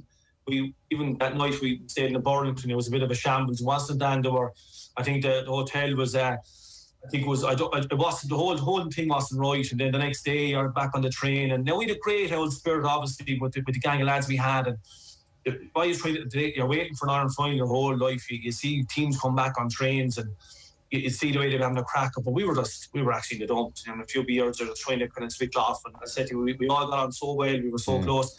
You're getting back into Waterford City, then there was thousands to see us, and that was, you're saying you have to go up in the bus, you're saying, geez, do I have to go up in the bus? And you had to show the respect for the people that were supporting us for years. And I was one, geez, very hard hour and a half there. You're going through thousands of people, the national radio about to see us there. It is, you're embarrassed. You're looking, you don't know where to look. You're looking on the ground more than up, and it was Dan said it was an extremely tough few weeks and a tough few months after that. And you sort of half said it there, Ken. Were you being serious that it did have an effect on you as a player going forward, that match? It did. I was 30, right? Legs were active. I was in 2 operations that year. I was struggling to come back. I missed that clear game. I was struggling with injuries the whole time. I was constantly trying to fight back to get fit and up to a certain level to compete. I'd done it that summer, probably, and then obviously the final didn't go well. And I questioned. I'll be honest. I overthought a lot of it in my head really. In 2009, I got injured in the first game against Limerick, so I missed all that summer. So it took me nearly 2010 before I could bury one or two of the things that were in my head, thinking about, am I good enough to play? I came on the Ireland semi-final with Dan, a few which came on against Tip, and I got 3 or 4 points, and I had a couple of frees over, 2 or 3 points in play, and I remember saying, if that's me done, that's me done. I showed to myself that I could still do it, or I was able to do it. That Ireland final, even though it's the biggest game of your career, it can't define you. Do you know where I'm coming from? Because it didn't go well. I built it up too much in my head that I thought it defined the end of my career and even the team's career. You know what I'm saying? Which was probably, it was stupid, really. Stupid. Yeah. I mean, I can understand how it happened, but of course, anyone looking at Ken McGrath, Dan Shanahan, the first thing they don't think of is 08. You know what I mean? They think of those amazing Munster Championship matches, Dan. They think of you in 07 and Hurler of the Year and scoring a gazillion goals. And 08's part of it, but there's also an understanding that Kilkenny team were just a bit special. I mean, obviously, when we're talking about 08 now, it's going to be the focus. But I don't know, Dan, do you feel 08 overshadows what you did as a team and what you brought as a team? I wouldn't think so, to be honest with you. As you said there, we'd massive days, 07 up to winning Munsters and all that. When you're winning, it's great, but when you start losing, and the way we lost, it just wasn't us. So it didn't. As I said, as Ken said there, this is sport. When you lose, it hurts, and it still does. Even for me personally, losing a club game, it still hurts, and it has to hurt. And it did hurt. But what do? You pack it up. Do you stay with it? I was at, like Ken said, I was at the end of my career. David was bringing in his own style of play, but I thought I was good enough, and he didn't. You know what I'm saying? I wasn't good enough because Davy's game was all about running. And I was coming into my career, and to his credit, I stuck around for a couple of years there. I wasn't getting much game time. Was going well in training. 08 was a tough year for me. Coming off a senior hurler, getting hurler year in 07 brings a small bit of pressure.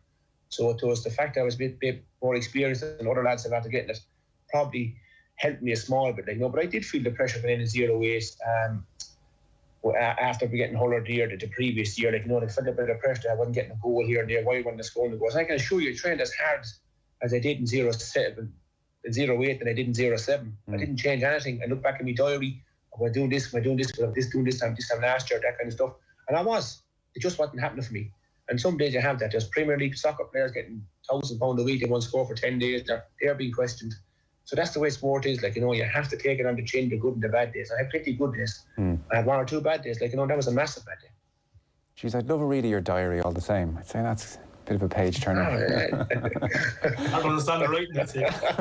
I can read it myself back. But no, but even, sorry Joe, even like say, look, with that team, in all fairness, and look, and this where I'd probably contradict myself again here. Yeah. Like, when we came along in 96, 97, if someone told you you'd play in, wherever we played in 8 or 9, 10 Munster finals, 7 or 8 Ireland semi-finals, win 4 Munster championships, a league. Yeah. I'd say you're joking. Do you know where I'm coming from? Yes, so in saying all that as well, you do obviously look back and you'll be proud of what we achieved, even though we didn't win the big one. You'd still be proud of what that team did do, you know, which you can't take away from yourself or the team that you played on. Do you know what I'm saying? But 100%. Your team has stuck in people's memories more than other teams who have won All Ireland. Do you know what I mean? And so, like, there's different ways to measure what a team brought to the picture. Like, there's a text in, for instance, from a Martin here, and he says, without doubt, one of the best teams of all time. They may not have won their All Ireland, but those guys were just amazing. They got me into hurling. So, like, that kind of counts for something. And here we are talking about that match. You know, it's because your team stuck in the memory that here we are, 12 years later? Geez, time's flying talking about it. Follow the leader, the Mitsubishi Outlander PHEV, the world's best-selling plug-in hybrid.